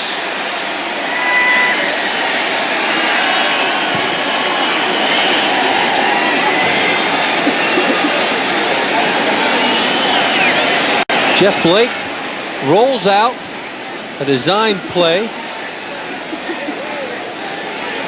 The line of scrimmage, and Jeff rolls out. Illegal forward pass. Number 8 on the offense. Pass was thrown from behind the line of scrimmage. It's a 5-yard penalty. Loss of down. 2nd down. He was past the ball. He was a good yard past the line of scrimmage. Costly, not only the 5-yard penalty, but the loss of down, 2nd and 15. Jacksonville again in a typical Jaguar effort. Passing yards to rushing yards, 88 to 56. Total yards about even as the Bengals are a little more balanced. Cincinnati doing a good job approaching 400 yards in total offense with very good balance between the run and the pass. Blake sends McGee, the tight end, to the right side. David Dunn in the slot to the left. And Blake's pass complete to Tony McGee, his tight end. And McGee close to a first down. I believe he picked it up. Looks like they marked it right beyond the first down marker. Tony McGee having a good day today. Buffalo and Indianapolis in a close game. And look at the Ravens all over the Pittsburgh Steelers midway through the 4th quarter. Pittsburgh playing so well. Baltimore has that offensive ability. They've done well offensively all year. Testaverde having a good year. You mentioned McGee with a big game. 4 catches, 53 yards for the Cincinnati tight end. A first down at Cincinnati's 35-yard line. Garrison Hurst up the middle for maybe 4 more. First 12 games, had only caught 24 balls. Averaging 2 a game. Had twice that today. Garrison Hurst, another 3-yard pickup under the 9-minute mark. Cincinnati's being patient, staying with that running game. They know that they can at least tie it up with a score. Jacksonville showing blitz. Hurst off the left side, knocked down very quickly for maybe a yard gain. Tom McManus along with Tony Brackens. Brackens an impressive rookie out of Texas, 2nd-round pick. Good movement by that Jacksonville defensive front. Kelvin Pritchett comes in there. Rather, Tom McManus, good hit on Garrison. He was finished up by the rest of that defensive front. These guys are active. They move around a lot. They make a lot of things happen. Eric Bieniemy behind Blake now on 3rd and 7. Here comes Tony Bracken's going to come in and blitz. Blake's pass over the head of David Dunn, and Cincinnati will have to punt it away.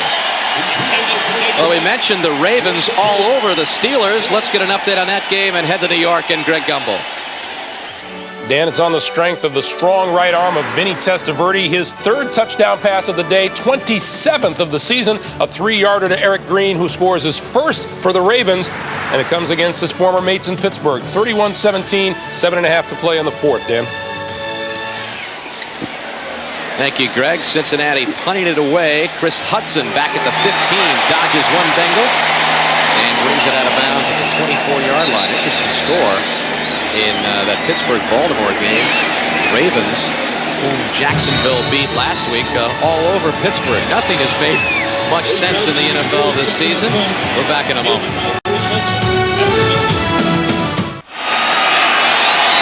Good time for the Cincinnati defense to make a stand. 7:48 left. Jacksonville with a 7-point lead. The Jaguar offense at the 24-yard line. Jacksonville has not been able to sustain a lot of running. Natron Means gets a yard just across the 25-yard line before John Copeland brings him down. They don't do a very good job on that play, but they need to pick up a couple of first downs, eat up some time, get the running game going a little bit. Cincinnati has done a pretty good job today of shutting down that running game and causing Jacksonville to go one-dimensional into the pass. They haven't come up with that big interception, that big turnover. Remember at the start we mentioned plus 17 defense turnover ratio, leading the NFL. They have 28 interceptions, which leads the NFL, and they have nary a pick today as Brunell has been pretty effective. Jimmy Smith has been very effective, already over 100 yards, adding to the total and close to a first down. Gerald Dixon on the stop. It's hard to establish a running game, or at least to stick with it. Jimmy Smith comes inside, goes back out on the dig. 6th catch of the game, Bart. 121 receiving yards for Jimmy Smith, and they'll measure to see if he picked up the first down. Good athlete with great athletic abilities. He runs well, he catches it well, and he does a good job of running with the ball after he catches it. So I was saying that it's hard to establish a running game when you throw the ball so well. He's got it. Mark's making a lot of good decisions today, not making the mistakes, hasn't thrown the interceptions that he's thrown earlier in the season, particularly against this team, as you mentioned, with all the interceptions that they have. Look at the numbers for Brunell, closing in on another 300-yard game. Second half numbers are very impressive. He's now passed for 200-plus yards in 15 straight games. That's the longest streak in the NFL in 4 years. Center hitched. Dave Waddell with his head down. He does a lot of talking out there for a center, doesn't he, as they help up one of the officials. Official losing his footing there. There's Bob Boylston. False start. Number 79, offense, 5-yard penalty. First down. Penalties again, just drive Coughlin crazy. Very unusual call. Usually the guard, here tackle, you are sticking up for the. Okay. He's at fault. I'm saying you don't see too often where the center's offsides, because usually he snaps the ball. Right. Okay. Here Dave moved without snapping the ball. He's too big. He does. He talks. He likes to communicate and make sure that everybody's on the same line, on the same communication level. First and 15. Brunell to throw. Jimmy Smith in and out. With it. He took it. No! Barely gets him. That was number 50, James Francis, who barely tripped up Smith. Jimmy Spencer. Concentration. Jimmy Spencer made the initial contact on the football. It went back into Smith's arms, and he was gone for 41 yards. The ball is thrown a little bit behind Jimmy Smith. He bobbles and it hits Spencer just enough. It goes right back to Jimmy Smith. And when the speed he turns it on, James Francis makes a touchdown saving tackle. Then Brunell likes it. He says, oh. And he talked about tip balls. He knows he's lucky. He's blessed on that one. Jimmy Smith has 170 yards receiving as Natron Means gets the carry. Ramondo Stallings wraps him up. 7 catches, for 170 yards for Smith. A lot of his receptions, and talking to Tom Coughlin, have come on tip balls such as that where it's a little bit behind him. He tips the ball up, and the defense makes the interception. In that case, Spencer's right there. He didn't react quick enough to it.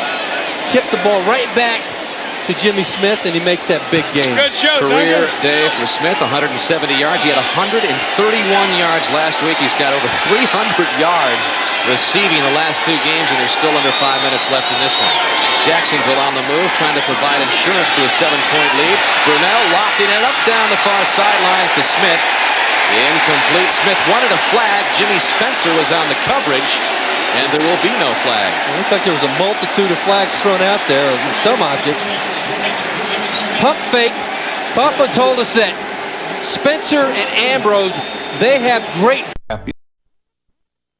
Brunell pumps the ball like it's going to be a simple in cut, and then Jimmy Smith cuts it off and takes it deep, and Brunell tries to throw it over the top, but Jimmy Spencer does a good job of maintaining position on Jimmy Smith in that play. They're at the Cincinnati 28. And Brunell on the mark. Pete Mitchell leading for the first down. That'll be very close. Bracy Walker again trying to prevent the first down. This is impressive. Brunell's passing. His recognition in this rain and the conditions, and Mitchell picks up the first down. And the clock continues. Watch from the end zone. You're right, the ball he's thrown with accuracy. Mitchell holds on to it even though Jimmy Spencer hits him right at the catch, and he falls forward for the first down. Clock is ticking down to 4 minutes.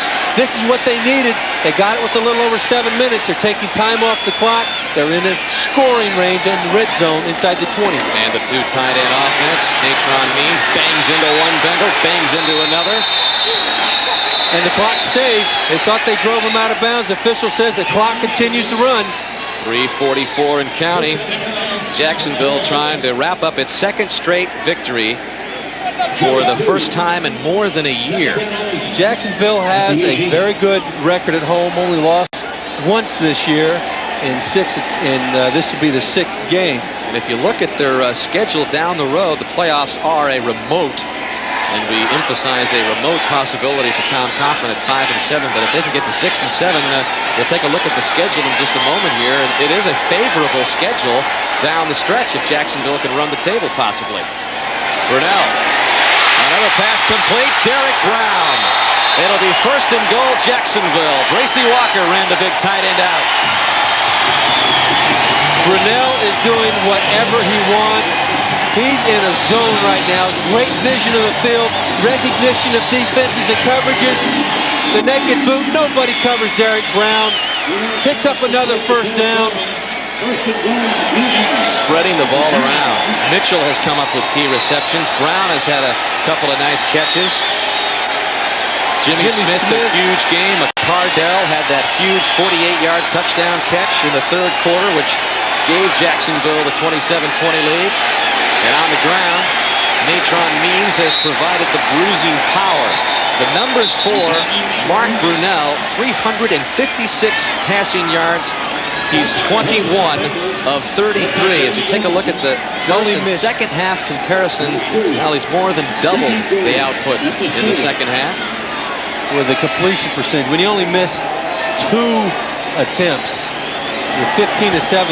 You're going to do some things right. You're going to do some good things. I'm just impressed with his vision of the field. How he's a very poised quarterback, but he's seeing the field so well right now. 2nd down and goal. Natron Means slipped a little bit low to the ground as he pumped his way down to about the 2-yard line as we approach the 2-minute warning. Cincinnati's trying to call a timeout. And the Bengals do indeed call a timeout, so that leaves Cincinnati with just 1 timeout left. They need a big defensive stand here as they trail at 27-20.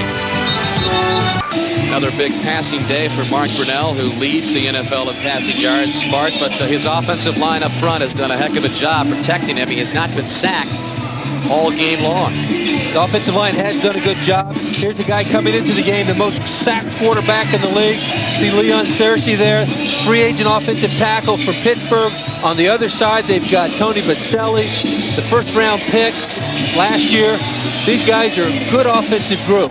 They've got the 2 tackles that can last for years and years, and they've got some good inside guys.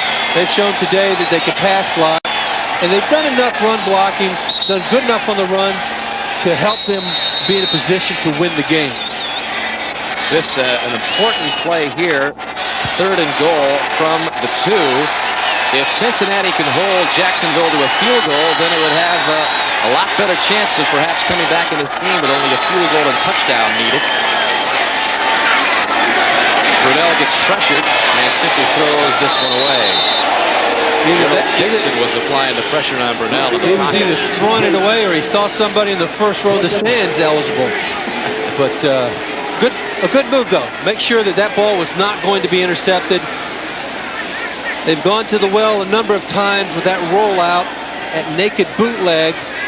Been very effective with it.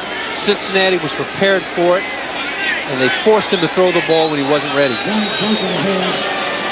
So on comes Mike Hollis, a perfect 4 for 4 today. This will be a 20-yard chip shot. That's a new Jaguars record. You have to keep in mind this is just the 2nd year of existence of Jacksonville, but perfect 5 for 5 now for Mike Hollis. He also holds the all-time Jaguar record for field goals too, right? Yes, just keeps extending his record with every swoop of his leg, Bart. That's particularly when you've been the only kicker in franchise history.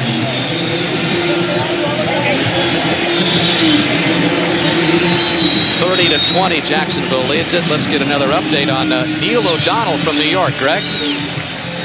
Well, Don, the misery never ends for the New York Jets. Neil O'Donnell out since the 6th of October with a separated shoulder due to start today. Pulled a right calf muscle in pregame warm-ups. He will not play today. Frank Reich will get the start against the Houston Oilers. Dan?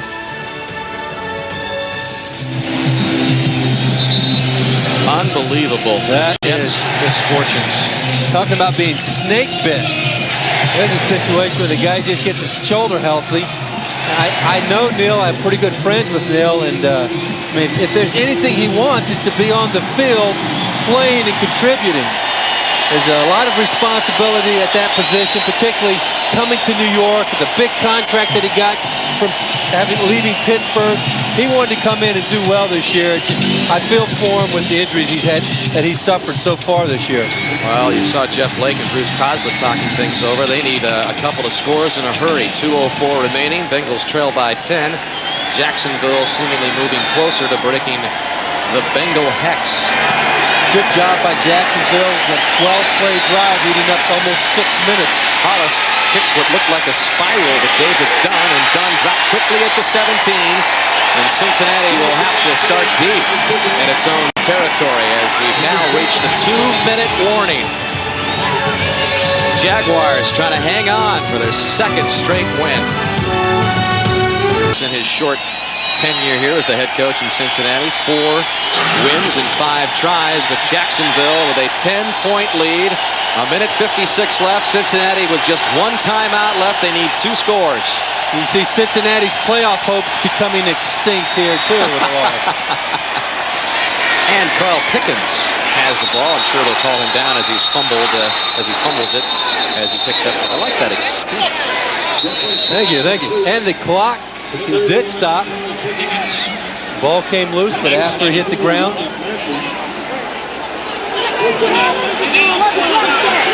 Cincinnati right to the line.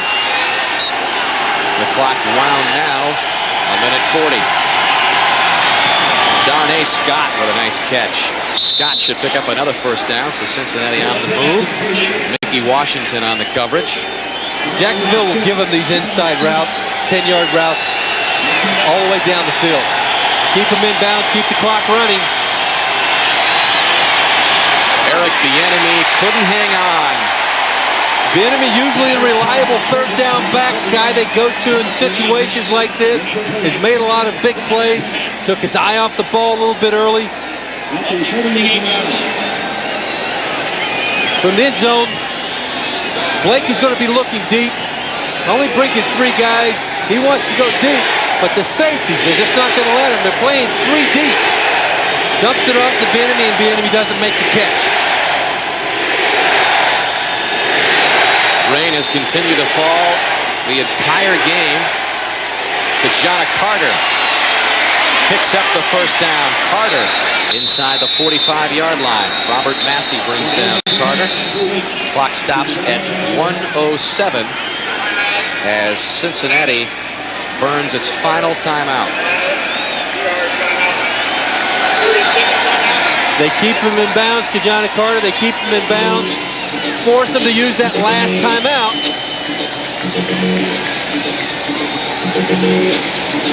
Jacksonville is doing a good job of keeping the Cincinnati offensive players in front of them, keeping them in the middle of the field and away from the sidelines. They don't want to allow them to use the sidelines as easy timeouts. Reminder coming up next on most of these NBC stations, Game 2 of our NFL doubleheader. The Dolphins take on the Oakland Raiders. Miami trying to stay alive in the playoff picture. The Oakland Raiders probably playing for pride at 5-7. Nevertheless, you can bet the silver and black will be ready for Jimmy Johnson and the Miami Dolphins. That's coming up next, right here on NBC.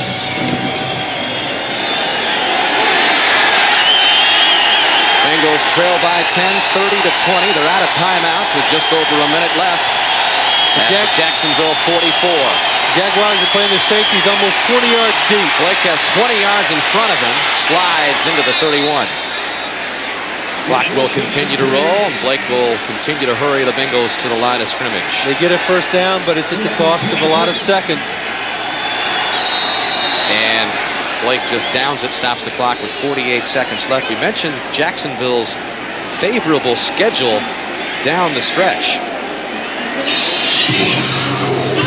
That if they can hold on here, they will go to 6-7. There's the favorable schedule for Jacksonville. As you take a look at the records, at Houston, that will not be an easy game, but then they've got Seattle at home and the Falcons at 2-10 at home. So it's favorable, but you never know. You never know in this league.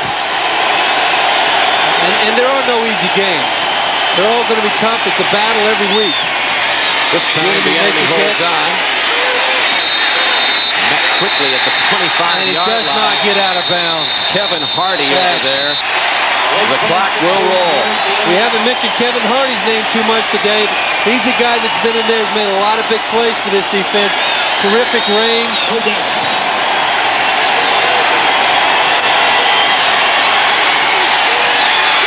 You knew it had to come sooner or later. Walking up to Pickens! And that time he gets a gift.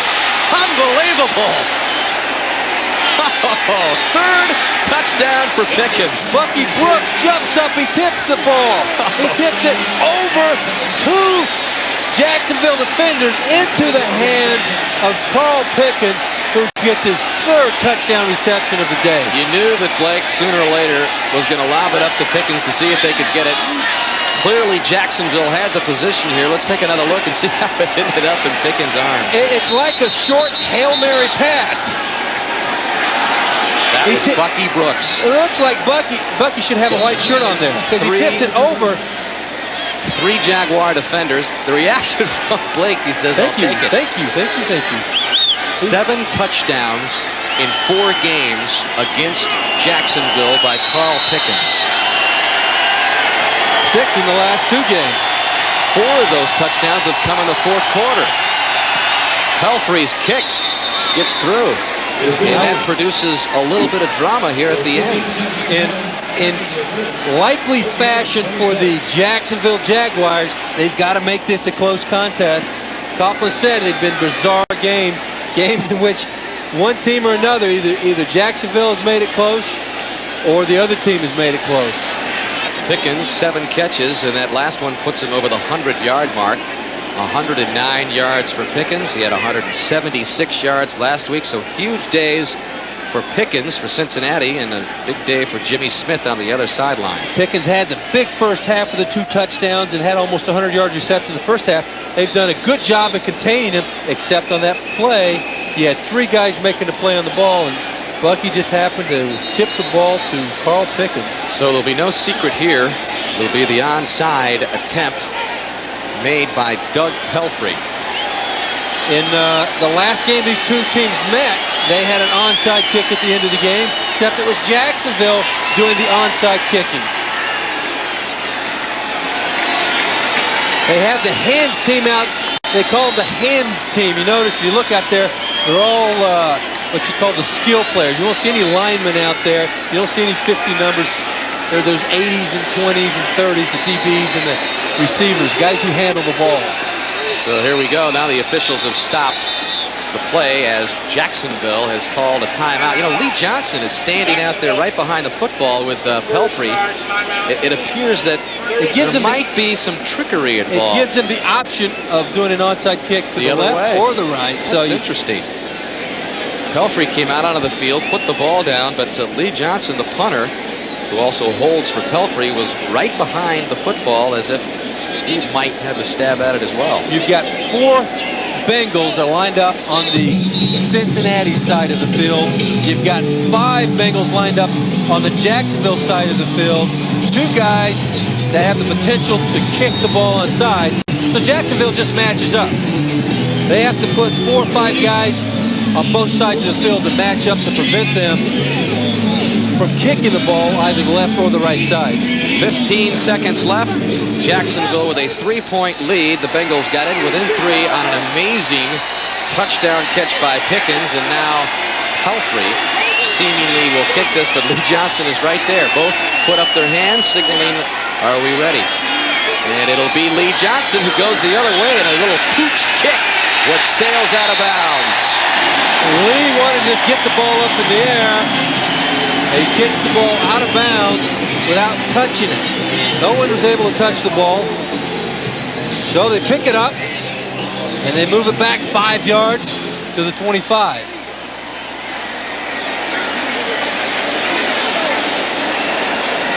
You got some of the linemen. Tony Baselli's out on the field, and Leon Searcy.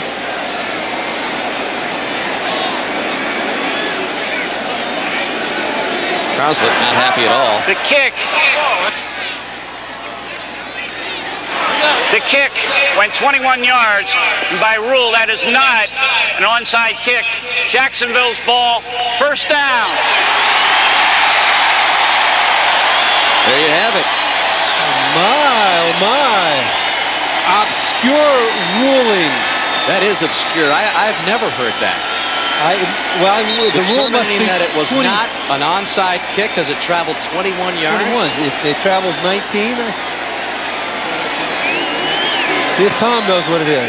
I don't think either coach knew. Well, you know, he's pointing. I don't think anyone knew. That is obscure. The ball is on the 49. They kicked it from the 50. Went 21 yards. Game is over with. Takes a knee, and that is the game. Cincinnati made an effort to try to win it dramatically, or at least get a chance for a field goal, but Bruce Coslet will lose his second for Cincinnati since taking over as head coach. The Bengals fall to 5-8, and Jacksonville wins 2 in a row. They are 6-7. Once again, the final score, 30 for Jacksonville, 27 for Cincinnati. Coming up next on most of these stations, Game 2 of our NFL doubleheader, Oakland and Miami. That's coming up next here on NBC. So for Bardo, it's Dan Hicks saying so long from Jacksonville. The NFL on NBC is a presentation of NBC